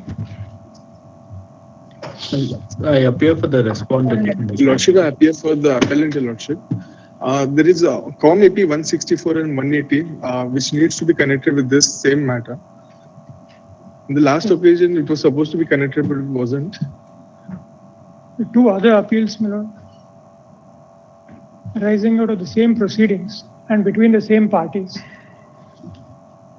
Commercial Appeal 164 of 2025 and 180 of 2025. Last 160? Commercial Appeal 164 of 2025 and 180 of 2025.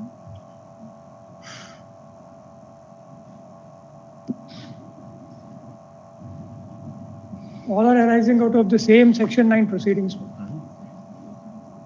When are they listed? My lord, they are listed today, my lord, before the registrar. They're supposed to be listed before your lordships, my lord, because some of the respondents are not served, my lord. It was listed before the registrar. The date may kindly be fixed, my lord, so it will ensure service in the other matters. Notice this list along with format 164 and 180 of 2025 on that.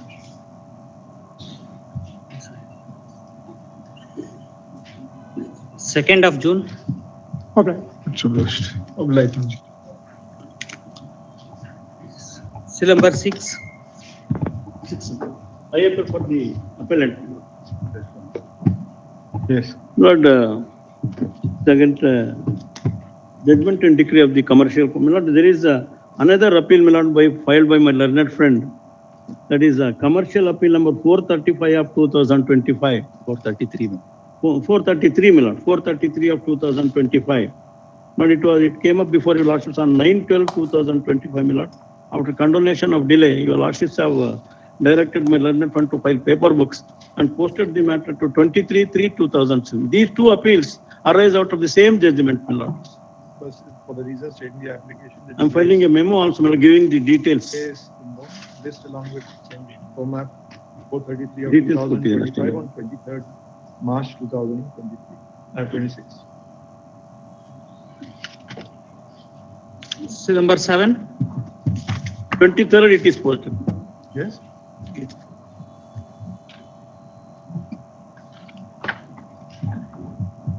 Appear for the respondent. Hearing for the appellant, my lords. May I request for short accommodation, please, my lords? I'll place a written synopsis of my arguments before my lords.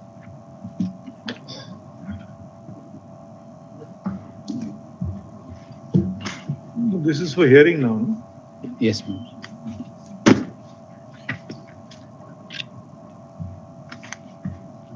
Lords, if I may give a brief overview.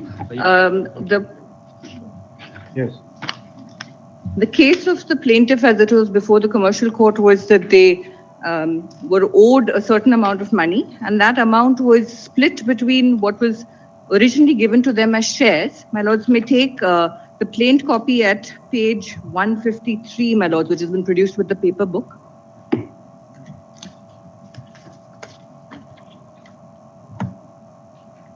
Yes. My lords will see that they claim a total of, in paragraph 7, $224,996, my lords, and out of which a certain number of shares were allotted, and so therefore they claim, my lords, at para 10 overleaf becomes 114,041. My lords, if you may see para 7 back again, the date of these money transfers, my lords, was in 2008. And so therefore, my lords, it was only after a good 10 years that this suit was filed. My first contention, my lord, is that the Honorable Commercial Court has not appreciated that this plaint was time barred. There was no acknowledgement of debt whatsoever. And if at all there was any sort of admissions as claimed by the plaintiff, my lords, that was only in 2016. I also want to point out, my lords, is that there is no privity of contract whatsoever between the appellant and the respondent. The respondent, before your lordships, claims that they have been assigned this debt in Canada. It is a Canadian company through a series of assignments, none of which highlight this debt except the last two agreements. I was never told or informed of this. My case is that there is no debt. And in cross-examination also, it has been clearly admitted by the plaintiff's witness that there is no loan document, there are no terms of return of this money whatsoever. My lords, if I may please address the issue of limitation first. Yes. Now that handed over the decision of the Learned Commercial Court in a memo dated 17/12, because there were certain corrections that were made to that original judgment. My lords, may please see page 29, the bottom of the page, para 23. Yes. The point of limitation is concerned is where the discussion starts. My lords may turn the page. The learned judge relies on Article 58 of the Limitation Act, my lords. My lords, Article 58 is, as my lord is aware, is for a suit for declaration. Yes. This was primarily a recovery suit for debt and not a suit for declaration. There is some amount of declaration that is there so far as those shares were concerned, my lord. And the question of whether the shares were also transferred and assigned as part of these various agreements, that question remains, and I'll come to that. But the point is that Article 58 is only concerned with declaration and not with limitation insofar as recovery of debt is concerned. My lord, that is squarely covered under Article 19, where the limitation period is 3 years. Yes. And that has not been addressed at all in the judgment, my lords. So on that ground alone, my lords, the submission is that the suit should not have been allowed. Yes.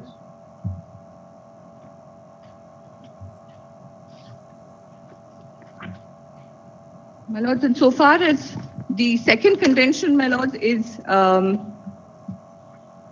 certain number of shares were sold to the predecessor according to them.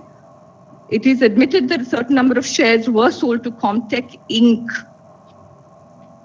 which is the first entity, my lords. There is a restriction under the Articles of Association, which is at page 399 of the paper book, my lords. My lords, has page 399. Yes.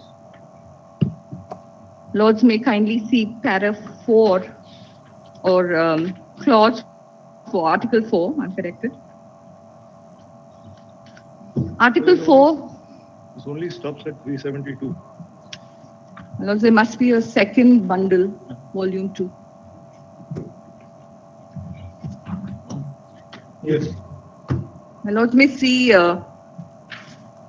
Article 4 at page 399. Yes.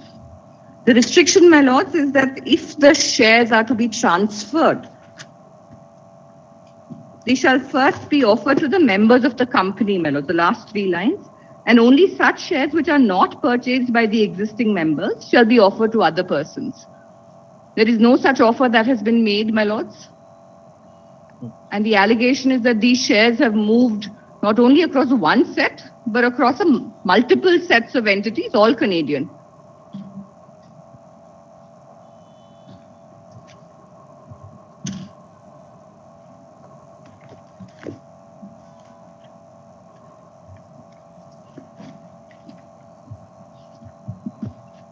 The Honorable Judge, my lord, relies on Section 130 of the Transfer of Property Act. My lords may go back to the impugned judgment at page 39, para 33. Yes. My lords, Section 130 of the Transfer of Property Act specifically does not cover shares.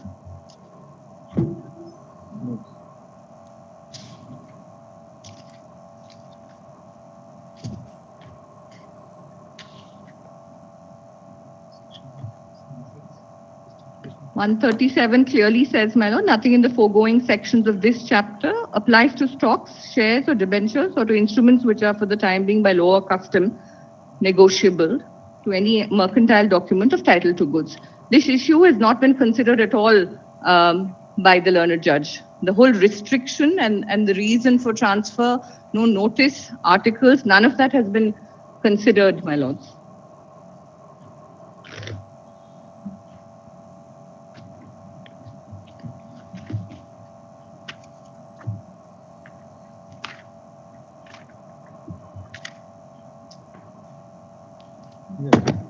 Lords, so there are a number of inconsistencies that I can go through, my lords, even insofar as the transfer of the actual amounts are concerned, my lord. One significant amount is not even between these two entities.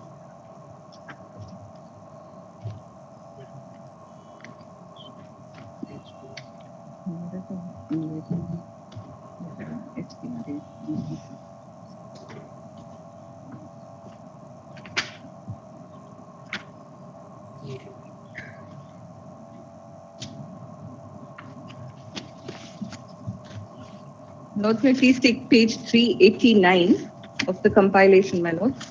These are the, in 2007 and 2008, my lords, these were the foreign inward remittances that came to the appellant. 389 onwards, man. Yes. Lords will see at the, these are, it's a Canara Bank document, my lords. At the bottom, my lords will see payment received. Comtech Inc. is the remitter from Karnataka, which is in Canada, Ontario. You can see ON there. Yes. There is no reference to a loan at all, my lords. My lords may turn the page, which is the next amount. Again, Comtech Inc. Purpose of remittance at the bottom, my lords will see advance receipts.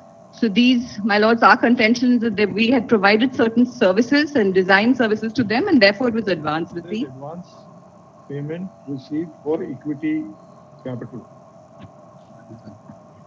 My lords, the one at 391 is for equity. The one at 390 is for services. It just says advance received, my lords. So it doesn't mention anything. It just says advance. Yes, my lords. Anyway, there is no case of a loan, my lords. What I want to point out is, my lords, at 392, the entity is completely another entity, which is Comtech Manufacturing Inc., which may be an affiliate. I'm conscious that the address is the same. But there's a significant amount here of USD $70,000. Again, the purpose of remittance is advance receipt. There is no averment whatsoever in the plaint on this issue at all as to who Comtech Manufacturing Inc. was and how this debt also was allegedly transferred.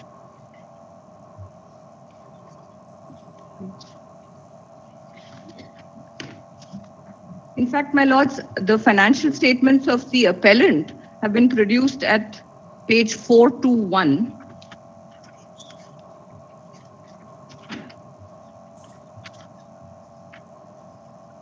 Lords may see at the bottom of that sheet, this is again as on March 2008. The advance from customers, you'll see Comtech Inc., Comtech Manufacturing Inc., and two other companies, my lords.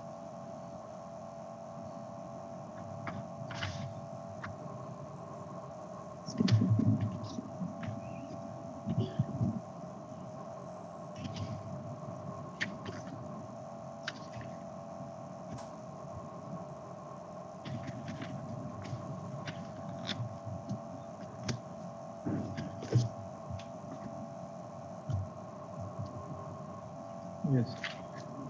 The cross-examination also, my lords, at page 477 of the sole witness on behalf of the plaintiff. Yes.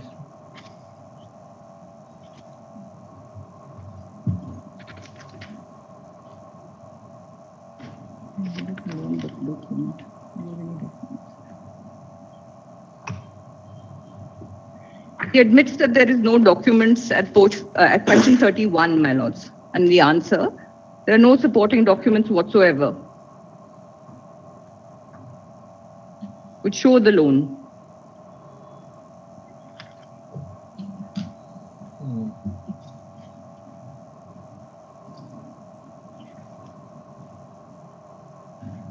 Lords may also see question 52 at page 479.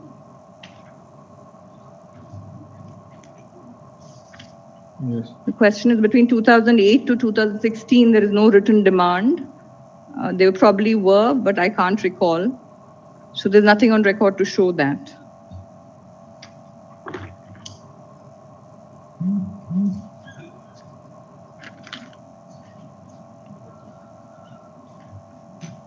Lords may also see the answer at page 480, question 61. The loans are neither reflected in either the borrower's books or the lender's books. Question number? 61, my lords. Are the loans reflected in either the borrower's books or lender's books? Yes, in both books. I can't find it here. They were never produced.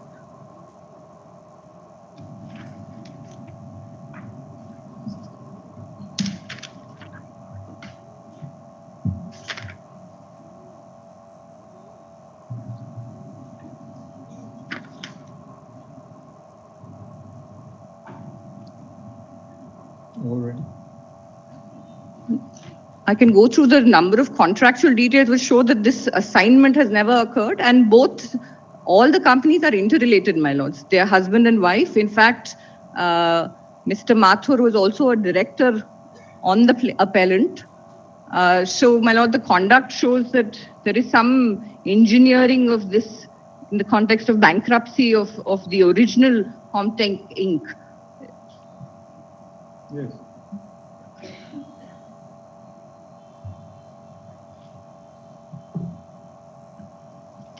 Now, with this balance sheet which you have shown, Please, my lord. and he reflects it as advance. Please, my lord. Reflects it, your balance sheet Yes, shows it as advance. as an advance, yes. That's an acknowledgement. It's not a load, my lord. We provided certain services. I'll show you the invoices, my lord, which show that those services were in fact rendered. So when did it vanish off from your balance sheet? That I'll have to seek instructions, my lord, in terms of. My lords may see page 395, my lords. See? These are the invoices that I have raised, 394 and 395 and 396, my lords.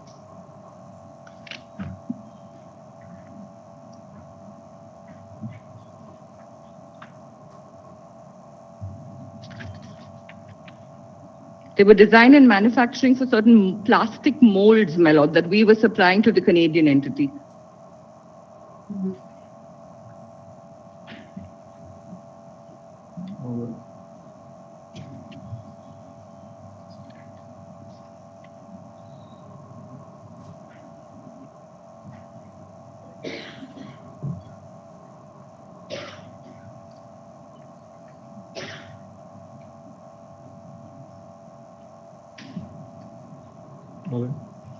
Anything else?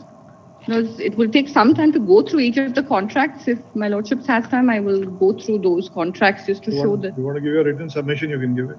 Please, my lords. Yes. My lords, some facts before my lords would consider this matter. There is a company called Contempt Inc., my lords. Now, my learned friend took my lords through the cross-examination of PW1. If my lords could come back to that. This company was in fact held closely by people of the family of the promoter of defendant and the family of the promoter of the plaintiff. There were 4 or 5 shareholders in each of these companies. This company was essentially a Canadian company. It was called Comtech Inc. The defendant was incorporated in India as admitted by them in order to support the business of Comtech Inc. Milords. Now, over a period of time, various businesses took place between the parties. My lord may kindly come to 153, which is the plaint. Over the course of time, various monies were sent. The monies in dispute are these sums of money, my lords. At page 153. A total of $225,000 was sent by Comtech Inc. to the defendant. This, my lord, has been acknowledged and admitted as such in the written statement. My lords may kindly come to page 375. Exact dates and the amounts have been acknowledged as having been received, my lords. Para 6 of the written statement, page 375.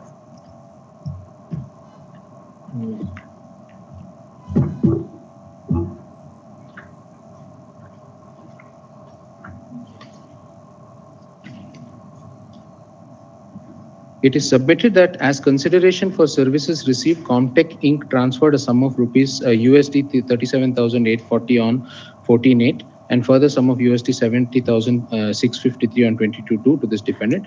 Is submitted that a pro forma invoices as well as service invoices were raised. So it was only for the purpose of providing certain material from India to Canada, these monies were paid. And kindly come to para 8, my lord. All these amounts are acknowledged. Further submitted that thereafter on 27/6/2008, Comtech Inc. transferred a sum of USD 30,000. Subsequently on 17,000, USD is 61,000.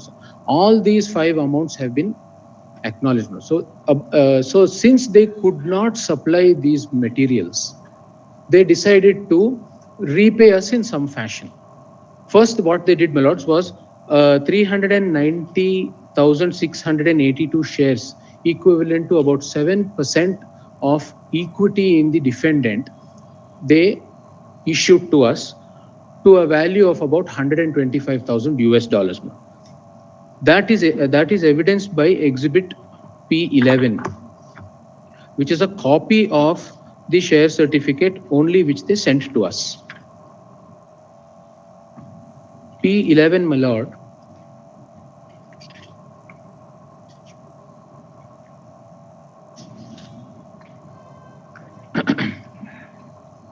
is at page 221. So since the money was received by the defendant, they could not supply and offer the services. They said, we will return the money, make good that money in some fashion. So partially, to an extent of about $125,000, these 390 and odd shares, 390,682 shares were allotted to this company called Comtech Inc. There was a balance that was due of 99,957 USD plus 14,090 USD again paid for certain services which became due, bringing the total to about $114,000. This company, Comtech Inc., went into liquidation, my lord. And there was a arrangement between Comtech Inc. and Comtech Enterprises. And under Exhibit P13, an asset purchase was approved by the Superior Court of Justice of Ontario on 12/5/2011. Kindly see Exhibits P13 and P14. P13 is at page 224.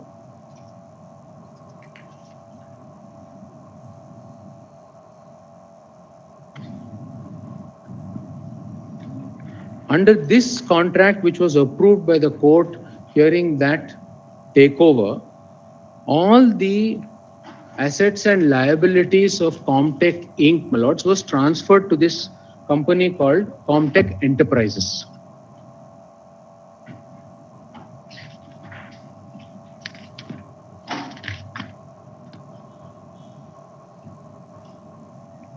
Subsequently, this company also, my lord, went into liquidation.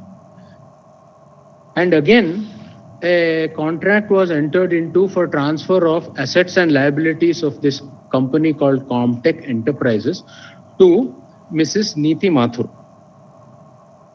Again, this was a court supervised transfer, my lord. On 11/3/2016, this transfer took place under Exhibit P18. A receiver was appointed by the Honorable Court there. The receiver wrote to the defendant to say, there is amount due, you have not paid it. Kindly see, that is Exhibit P17, my lord, page 331.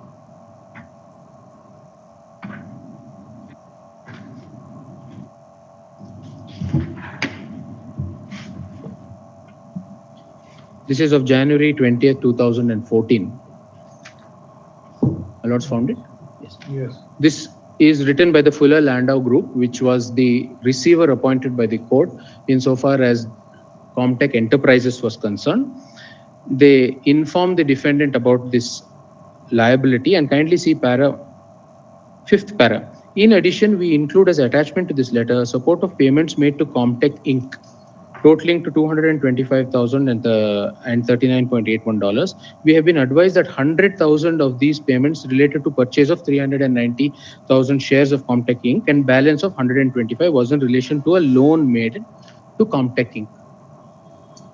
Please contact the receiver. The defendant does not, madam.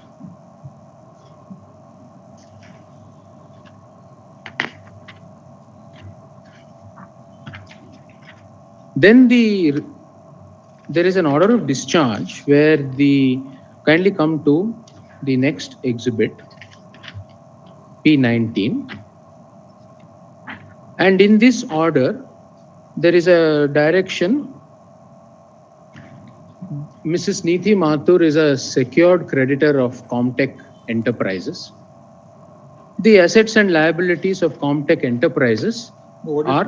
What is P19? P19 is the order of the court there, which discharges the receiver pursuant to an assignment of assets between the receiver and Mrs. Neeti Mathur as the secured creditor of Comtech Enterprises. That assignment is at Exhibit P20 at page 348, madams.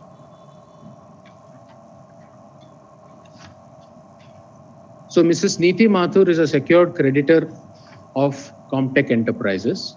Receiver writes to the defendant. Defendant does not respond. Neeti Mathur, as the secured creditor, takes over the assets and liabilities of Comtech Enterprises under Exhibit P20.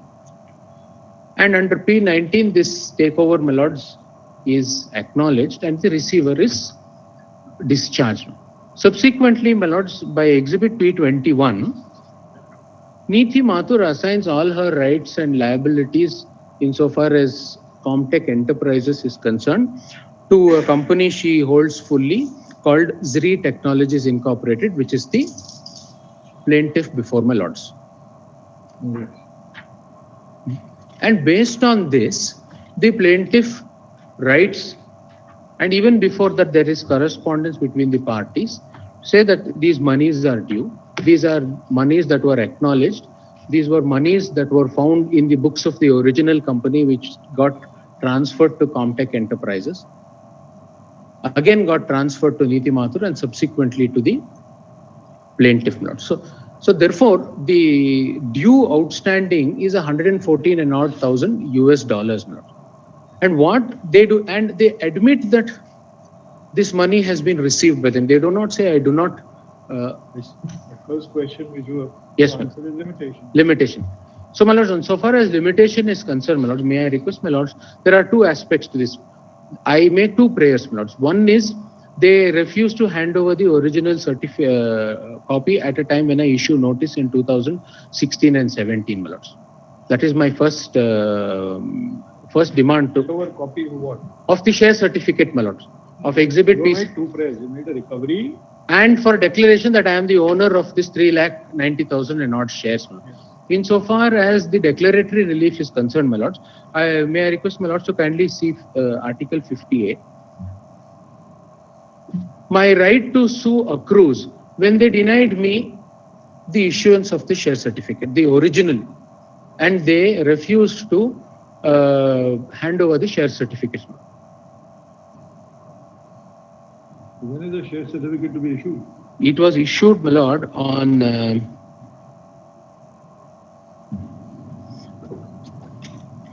copy was sent to me, exhibit P11. It was issued, the copy was sent to me on 3rd September 2009. 3rd September 2009 is when the certificate is issued. Yes, but they don't hand it over to me. Then they refuse. Then when I write to them to say that this is the manner in which you have treated my money, they refuse it. That is the notices that I have issued, my lords. Emails that are there, kindly see exhibit P22, my lords, page 357.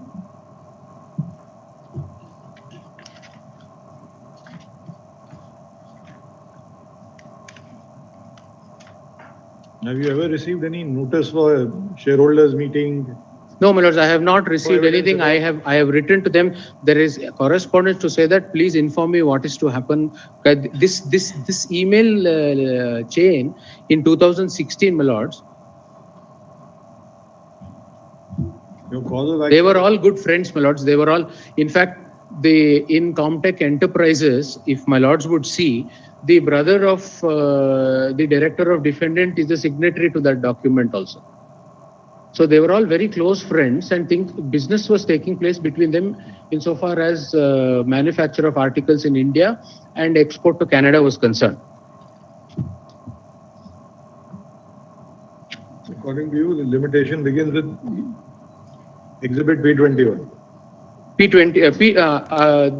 According to me, the plaintiff's right to sue, my lords, is P21. And before P21, they had not denied my ability to recover this money or seek a right over these shares. They had not denied it at all. No, there are two things. One is recovery of money, one is right shares. Which one are you referring to? So, insofar as the shares, my lord, in both cases, my lord, they have not denied that either of the actions they are supposed to do in my favor. One is acknowledge that I am the shareholder and hand over the original share certificates, and also return my money of 114,000. They have not denied that at all, my lords. Denied means when did you ask them? These were events insofar as those companies were concerned, which were happening side by side. It's a very simple thing. You have a recovery suit for one prayer, you have a declaratory suit for another. As far as your recovery per se, you have to say when your cause of action is, when the amount is due. When is the amount due? The amount due, according to me, my lords, in the plaint is this, my lords. May I please? Yes.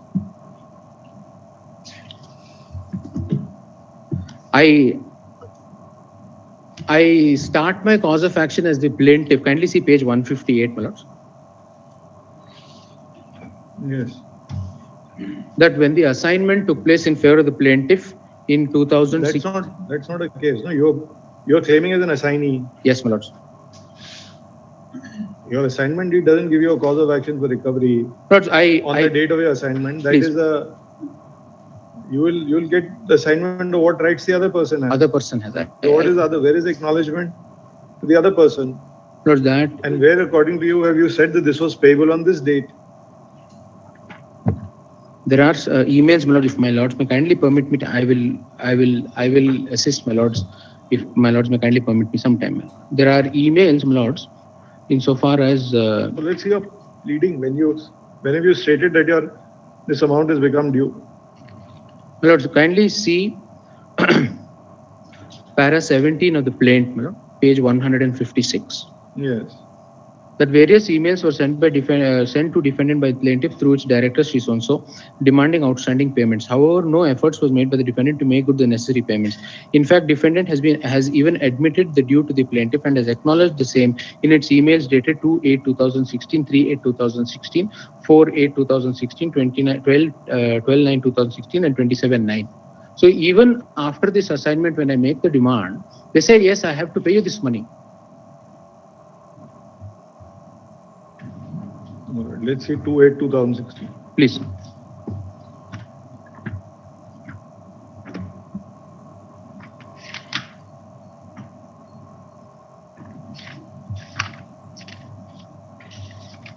These are, my lords, exhibit P22 onwards, my lord, page 357. Page 367. 357.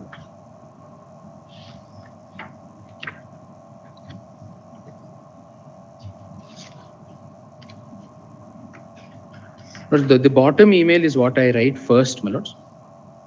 Hi Bipin, it was good to meet you in Toronto last week. Hope you had a good flight back to Bangalore. As discussed, the original Comtech Inc.'s investment and receivables has been transferred to Zri Technologies Inc. through Ontario court order and assignments.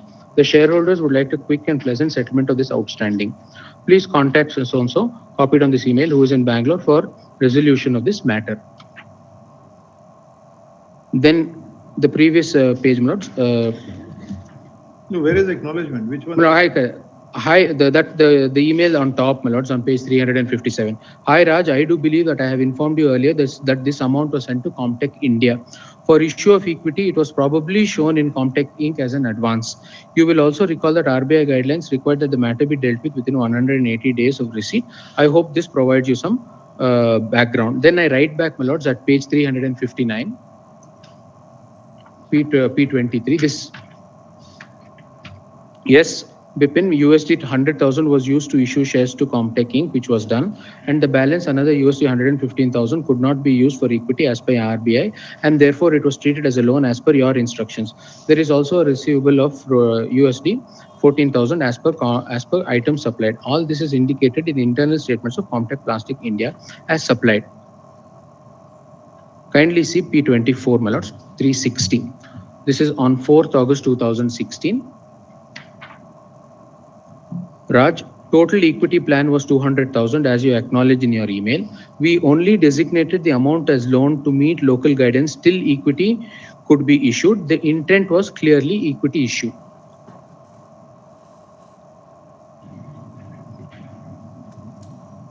I have known P25. I have no knowledge of any loan conversion or revenue. Where is the quote? Purchase order, work done, invoice, international shipping documents, PO acknowledgement. This is what I write to them a lot. You cannot just make up stuff and hope it works. If you own the company, it's a different story. Comtech Enterprises Limited has no knowledge or acceptance of any of your schemes. Then below, my lords. Hi, the two line items are correct. Loan was subsequently converted to revenue sales for which an invoice was sent. Comtech Inc. was supposed to have remitted further 100,000 for equity issues. So then there is correspondence to say that, you have... we are still looking for an acknowledgement that he says I need to pay you that amount.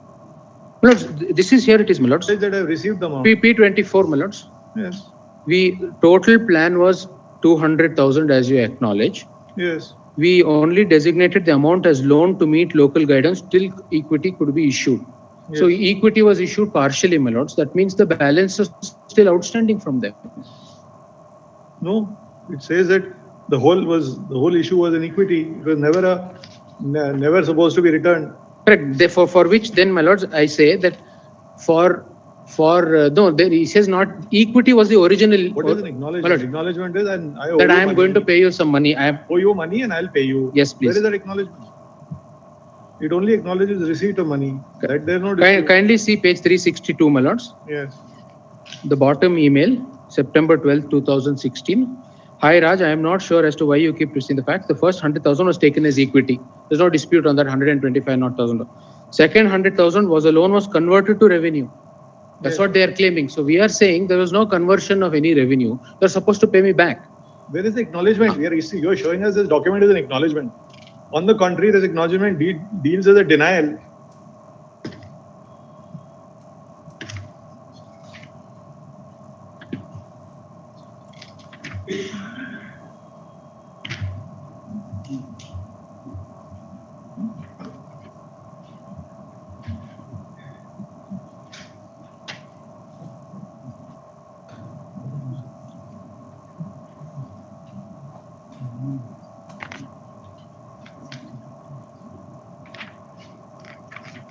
If my lords may permit me, a day's time, my lords, I will run through all these documents and I will convince my lords.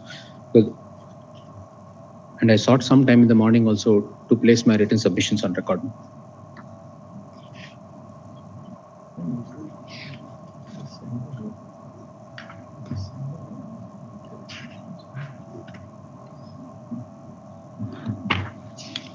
If I may, my lords, there is no other emails exchanged at all. And even these emails, my lords, are in 2016. Whereas these alleged loans were made in 2007-8, my lords.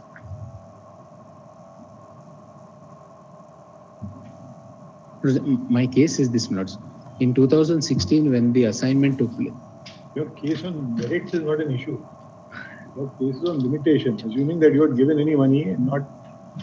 Question is how's your suit in limitation?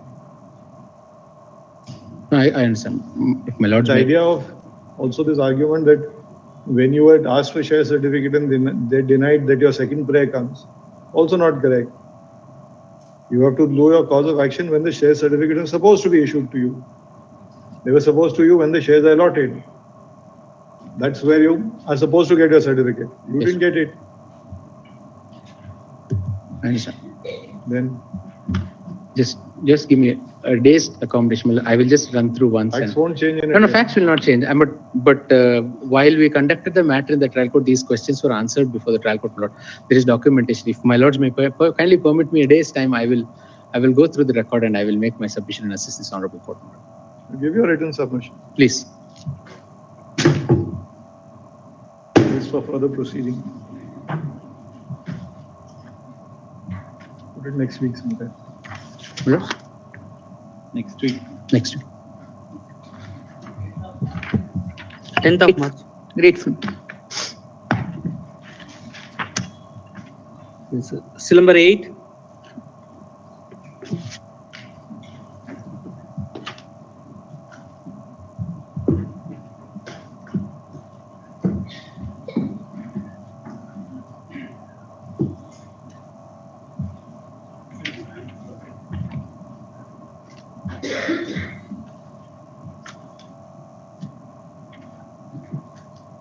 Yes.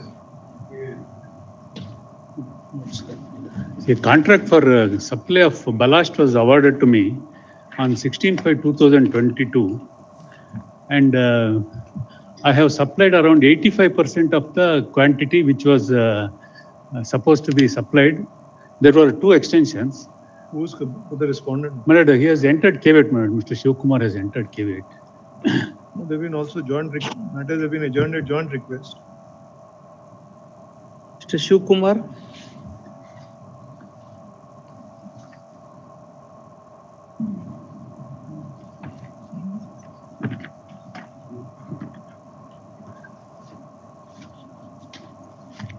But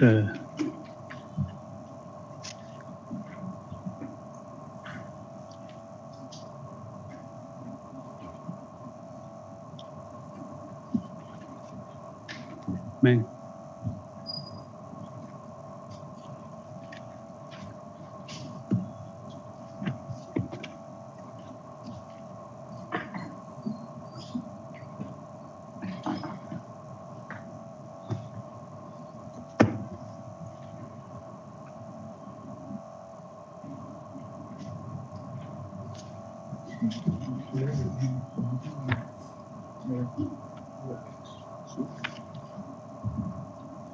Yes.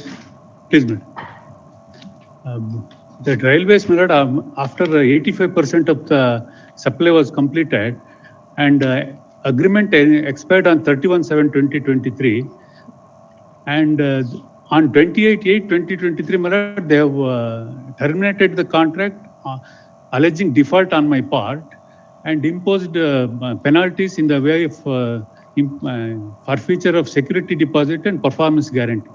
But thereafter, I have invoked arbitration and I have made 7 claims. In the paper book, your lordship may kindly see, page 42 is my request letter for arbitration. Page 42, my lord, in the paper book.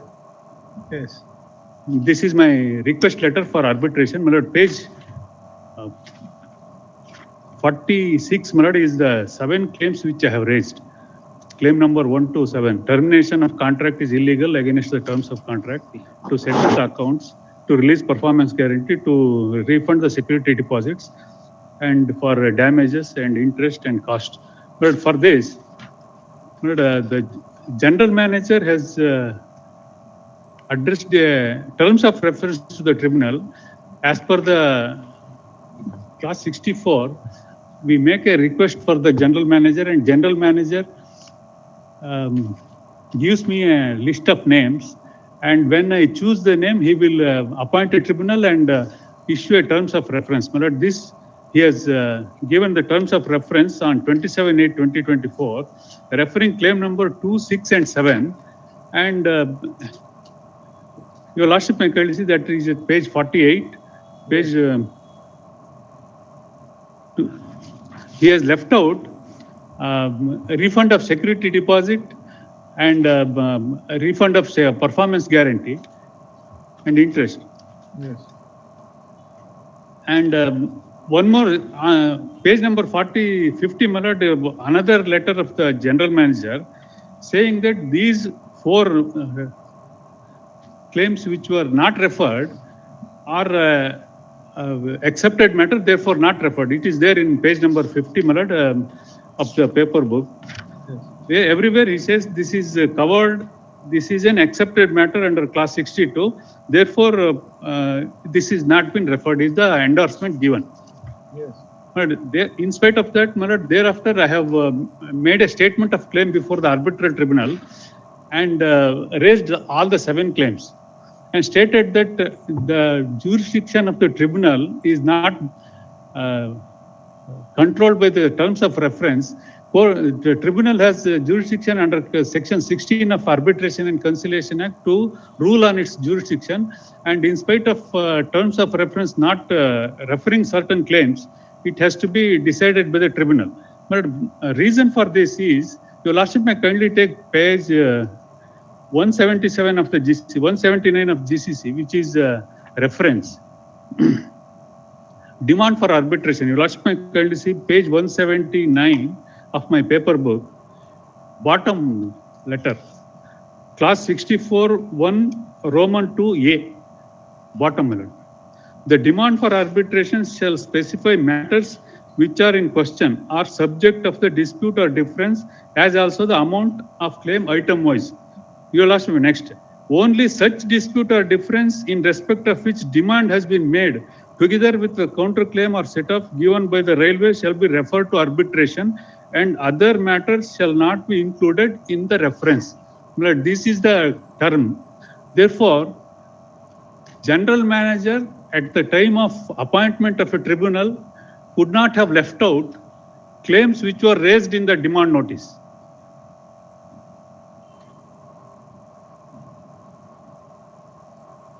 Such a dispute or difference in respect of which demand has been made is the words.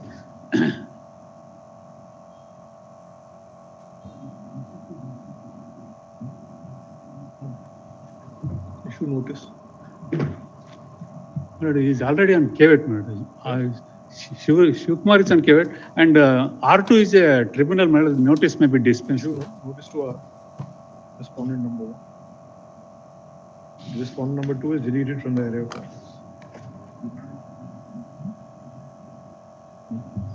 Delay of 8 days control.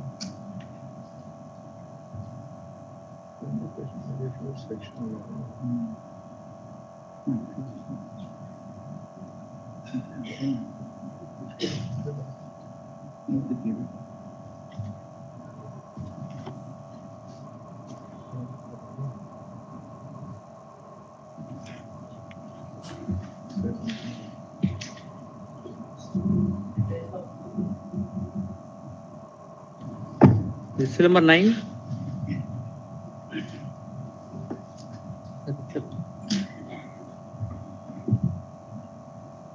Prepare for the appellant. My lord, the matter is under the Maintenance and Welfare of Parents and Senior Citizens Act. The primary contention is that twin requirements under section 23 of the Act is not found in the deed itself.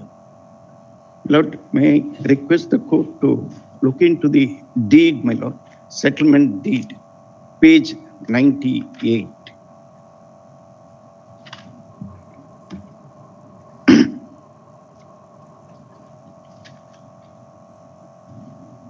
My lord, relevant portion Court may kindly come to page 99, that is the second page of the document. May I read, my lord? You,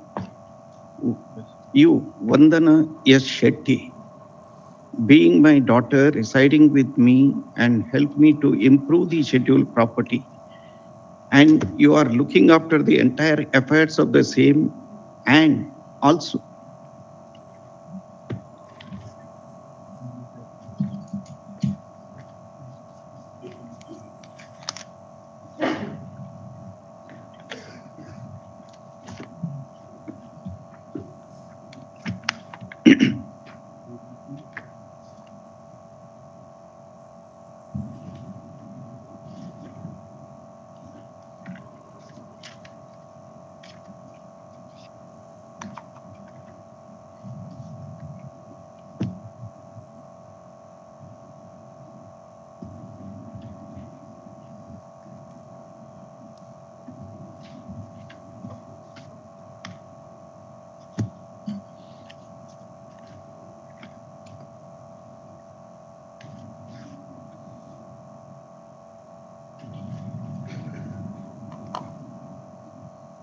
Yes. may I proceed, my lord? Yes. And also I am aged and I am at page 99, my lord. Yes. And also I am aged and finding it difficult to look after the affairs of the scheduled property, and with an intention being some help to you from me, and due to love and affection towards you, I have decided to give the said property to you free of cost. I hereby relinquish all my right over the scheduled property and hereby lost my right over the scheduled property. Therefore, you being my daughter is already enjoying the scheduled property by virtue of this settlement deed. Henceforth, you are at liberty to enjoy the scheduled immovable property, exercising absolute right thereof. My lord, the requirement under section 23, both this, it is not found in this. So 16 cents of land was settled on the appellant number 2. My lord, then an application came to be filed under section 22, which came to be dismissed by the assistant commissioner, that is the tribunal. My lord, the deputy commissioner reversed it. That order, my lord, would find it at the annexure A. Annexure A. The translated version is page 56. Begins at page 56. My lord, in the pleading, the application also, there is no averment that there was a condition attached to the settlement deed. Still, the appeal came to be allowed, against which a writ petition is filed. My lord, in the writ petition, learned single judge holds that it can be inferred. My lord, that particular reference is at ink page 37. Ink page 37. Yes. The court comes to the conclusion that there is no recital in the entire deed. Still, court holds, my lord, the line about 7 from the bottom, page 37, considering the overall facts and attendant circumstances and also considering the age of the respondents, it can be inferred that they were induced into executing the deed of settlement in furtherance to the promises and assurances made and held out by the petitioners while entering into the deed of partnership. The entire chain of transaction need to be borne in mind, which is admitted by the parties. Kindly see next page. No doubt, there appears to be a lacking of completeness in the pleading with reference to the deed of settlement. It should also be borne in mind when the application was filed by the respondents 1 and 2, there was no legal assistance for them and they had drafted the applications themselves. Thus, holistic reading of the facts and circumstances of the matter and the pleading, the evidence led in by the parties, this court do not see any error or irregularity in the respondent number 3 Deputy Commissioner in allowing the appeal filed by the respondents 1 and 2 in exercise of powers under section 5 and 23 of the Act. My Lord, my respectful submission is, this goes contrary to the judgment in Chikera's case, and also which was followed later by the division bench of this honorable court. May I pass on the judgments?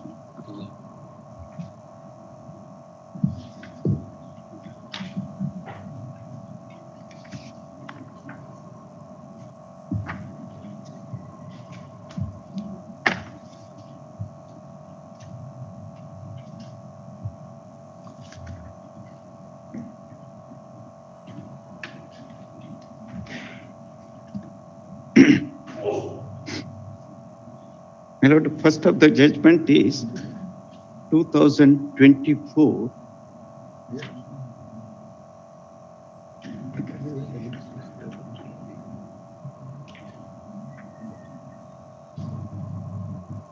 So 2024 14 SEC, page 225. Yes. Yes. Paragraph 13 may kindly be seen at ink page 5. Apart from the power to grant maintenance, the tribunal exercises important jurisdiction under section 23 of the 2007 Act, which reads thus: where any senior citizen who, after the commencement of this Act, has transferred by way of gift or otherwise his property, subject to the condition that the transferee shall provide the basic amenities and basic physical needs to the transferor, and such transferee refuses or fails to provide such amenities and physical needs, the said transfer of property shall be deemed to have been made by fraud or coercion or under undue influence, shall at the option of the transferor be declared void by the tribunal. Where any senior citizen has a right to receive maintenance out of an estate and such estate or part thereof is transferred, the right to receive maintenance may be enforced against the transferee if the transferee has notice of the right, or if the transfer is gratuitous, but not against the transferee for consideration and without notice of right. Then, if any senior citizen is incapable of enforcing the rights under subsection 1 and 2, action may be taken. My Lord, the single judge has accepted that it is inferred from the facts. My Lord, that the inference is not permissible, and that is there is a judgment on this also, my Lord. Kindly come to paragraph 14. That subsection 1 of section 23 covers all kinds of transfers, as is clear from the use of expression by way of gift or otherwise. For attracting subsection 1 of section 23, the following two conditions must be fulfilled. The transfer must have been made subject to the condition that the transferee shall provide the basic amenities and basic physical needs to the transfer.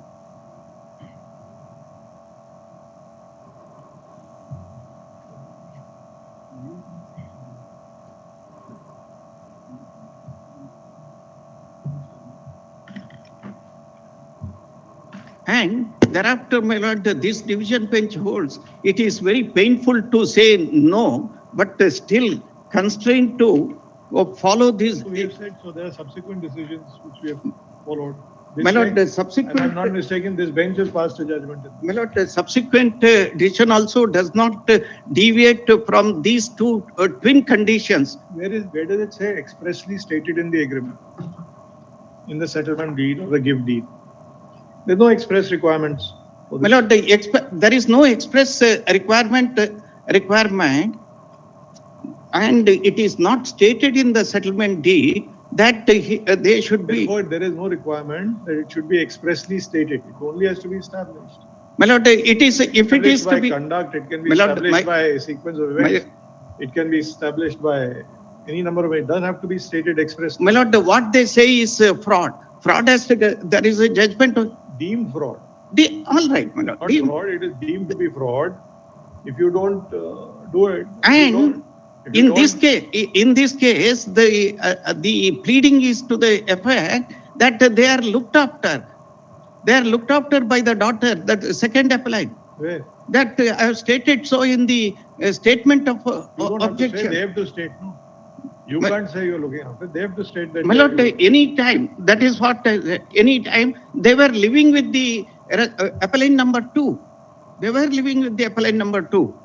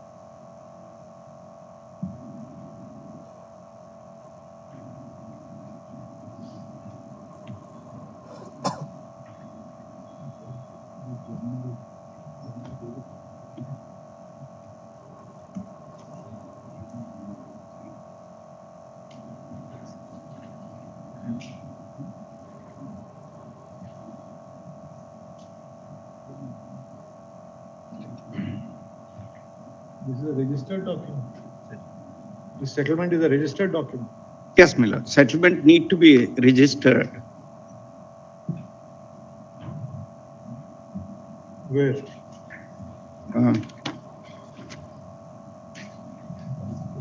My lord, it was registered in the office of Sub-Registrar Brahmavara, my lord. That, my lord, in Kannada version at page 91, it could be seen in the on the second page of it at 92, page 92.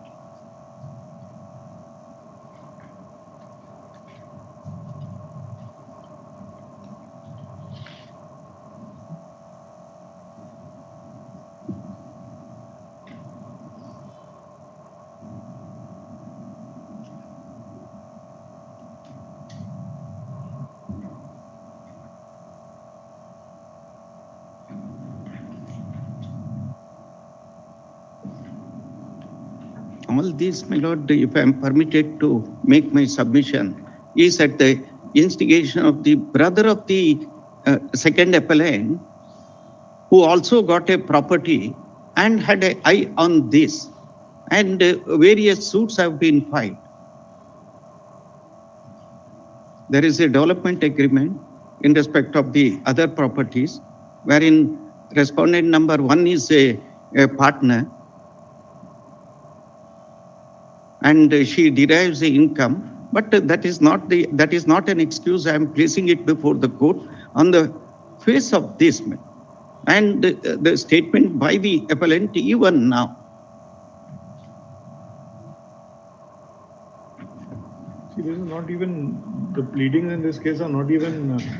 My lord, my lord, this... not even deemed. They are saying effectively you got signatures done, which you didn't know what document she was signing.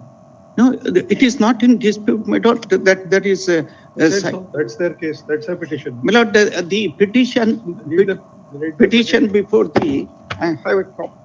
Of course, copy of the complaint before the tribunal. Yes. That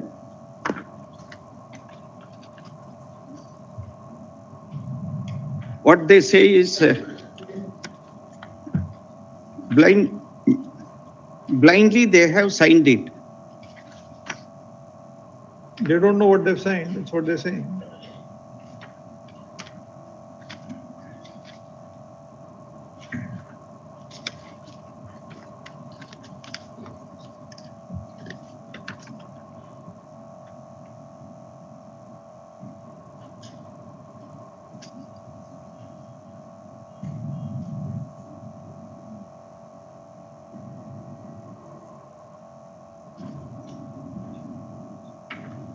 And in one breath, it is stated before the tribunal that these petitioners do not admit the truth, validity, genuineness, and binding nature of the said alleged document, settlement deed. Then there is a suit pending. Where is the suit pending? My lord, the suit, I shall give the details, my lord, because it is bulky document. It is part of the document before the Deputy Commissioner also. I shall place it before this honorable court. Get the suit. Let's see what suit is that. Just bring it tomorrow. Please, my lord. Bring it tomorrow, the copy of the suit. My lord, within a week, all the copies with the translated. All right. Yes. Do it next week. Next week. On 12th of March. Please.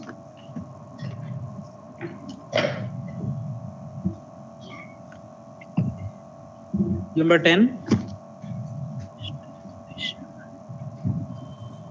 I appear for the complainant, my lord. My lord, we had filed rejoinder for the statement of compliance, my lord.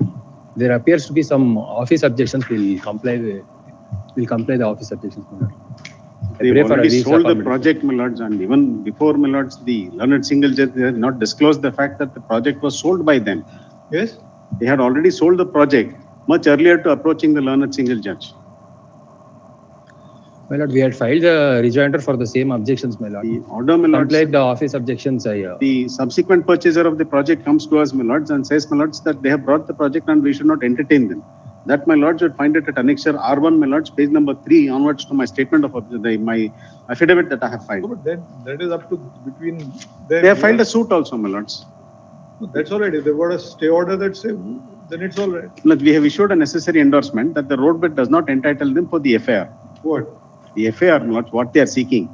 The directions are to issue a modified building plan with FAR 2.5. Please, my lord, but that FAR cannot be considered for the reason there is no road width available. There is no. The road width available. That order of the learned That story is over, no? That's what we have challenged, my lords, independently in the writ appeal. My writ appeal is there. You show this on? My writ appeal, please, my lords, is I'll pass on, please, my lords, the number to the court officer, my lord. That could be clubbed on with this. 2023. When is your writ appeal? The same year, my lord, we have filed the writ appeal also. It's challenging the order of the learned single judge. That was in office objection stage. That some objections had to be clarified because many of the papers, my lords, in the writ petition, we bought Xerox copies. We had, my lords, we had filed it, my lords. So some There is lying in objections from 2023. My lord, it is dismissed because of non-compliance. It should be dismissed automatically. Please, my lords, but what transpires is I don't have the original records, please, my lords, to make a copy of that, to place it before my lords. My lords may give me some time in that, my lords. I file necessary application to restore it to file. For the reason, my lords, that I am in trouble. To have a petition of 2024, please, order of 2024. We have filed the necessary writ appeal, please, much earlier, and in time. There is no filing. You just lodged it somewhere. Effectively, no filing. My lord, the writ appeal was like the rule should be amended. In 30 days, you don't clear objection, it should automatically be. Look, sir, I have shared the objection. They have filed rejoinder to that, is what they are trying to say. Rejoinder to this. Please, my objections. Rejoinder to your objection is a separate issue. Please, my lords. You saying you filed a writ appeal. Writ appeal we have filed, my lords. You've not got a stay order. We have not got, because now the office objection stage, my lords, it was dismissed for the reason, my lords, I could not comply with the office objection. Writ appeal is dismissed. Please, my lord. But I have filed this order you have to comply with. Please, my lord. my respectful submission is, my lords may tag, I have filed a restoration application in my writ appeal. If my lords could tag this with this writ, this contempt. It's a dismissed appeal. We are not tagging a dismissed appeal. My prayer to my lords is my lords could restore that. This is a valid order. How can you now deny him? On what ground will you deny him? The first ground is, my lords, that he has already sold the project long earlier to having approached. There's no stay order. He has made an application. You are asked to give him the position.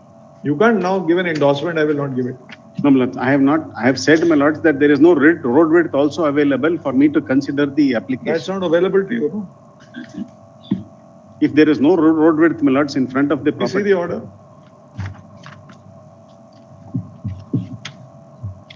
Para 12.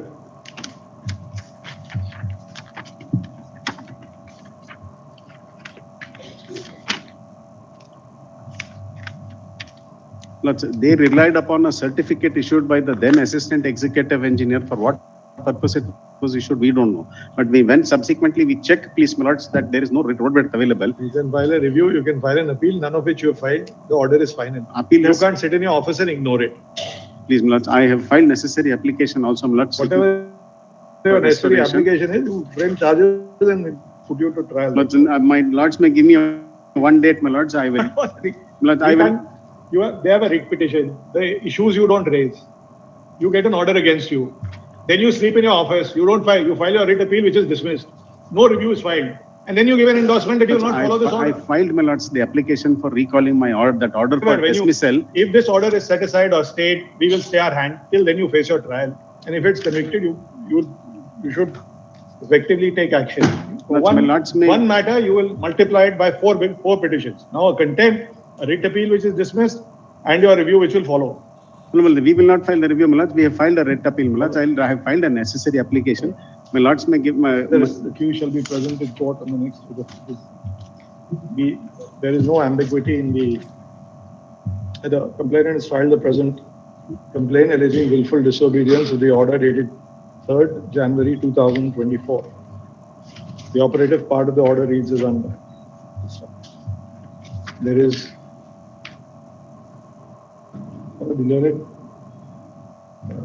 admittedly the directions have not been complied with, as much as a modified building plan / license with FAR of 2.5 has not been issued.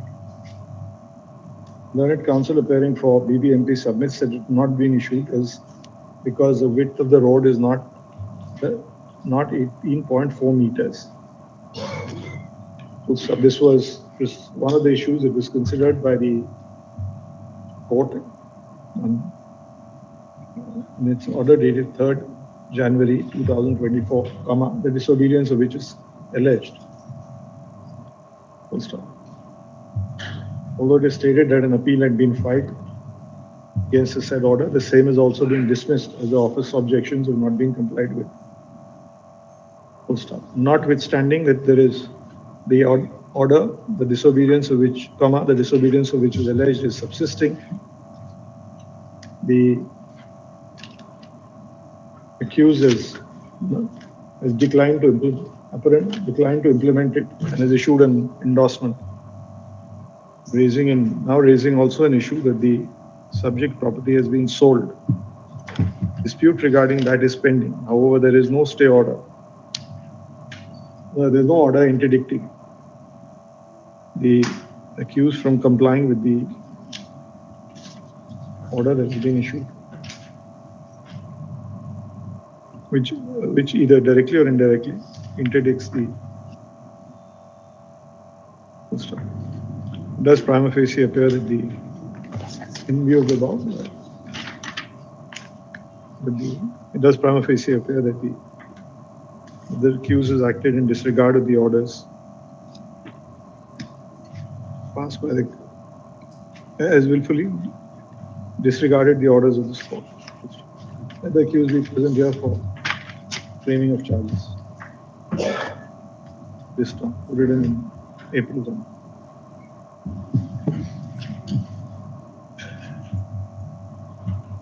So 16th March. Number 11. Complaint.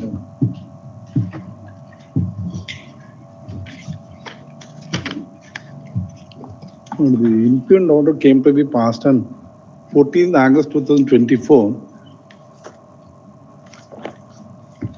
Lords, we had the contention. The contention, my lords, of the complainant was that of the 38 guntas of land belonging to him, 36 guntas was acquired for the Nadaprabhu Kempegowda layout, and the other balance 2 guntas was used without any acquisition. And a representation to that effect was given, my lords. Now we have considered that and we have informed that 2 guntas has been used for the formation of PRR. You have an endorsement. As per the endorsement, they are agreed to award the compensation in respect of old. Doesn't matter. Your order is Yes, only. as on that, they have not made any payment also. The order came to in the year 2024 itself. No, the Now order, they are, yes, my lord. The order is what? To pass an award in respect of 2 guntas of land. To consider your representation. Yes, ma'am. They have considered giving you an endorsement.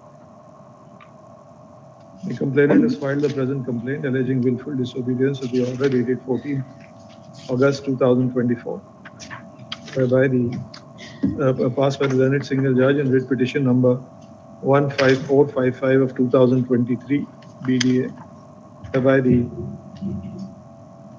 accused was directed to consider the complainant's representation in accordance with law and pass appropriate orders. The accused has filed a memo enclosing therewith an endorsement dated 31/12/2025, issued pursuant to the representations made by the Page 3, my lords, is a translated copy.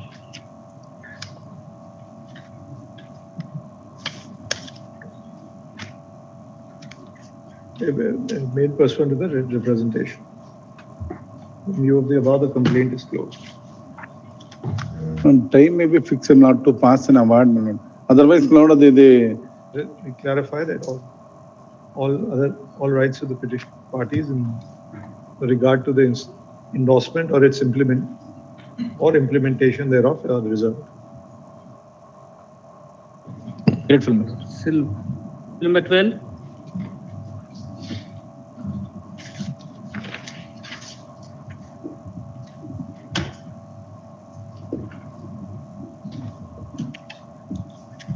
My lord, this contempt, my lord, NOC has, this complaint is arising that NOC has not been granted to me with respect to the order passed by the Learned Single Judge, my lord. The accused has partly complied with the order. NOC has been granted, but the associated documents that come with the NOC has not been given, my lord.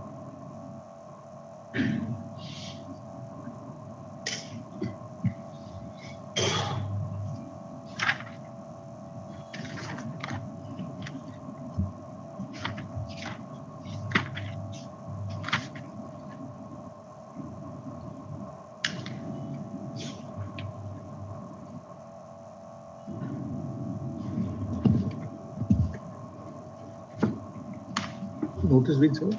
Yes. Direction is to the accused number 1, my lord.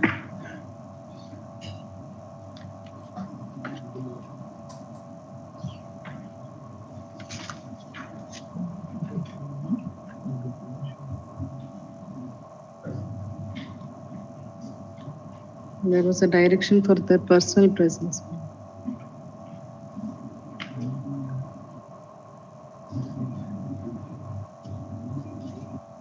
None appears for the accused number 1.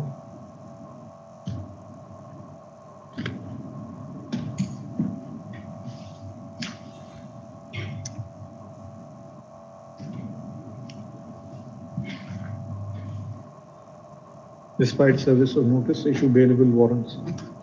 Sum of rupees 10,000. For securing the appearance of the accused.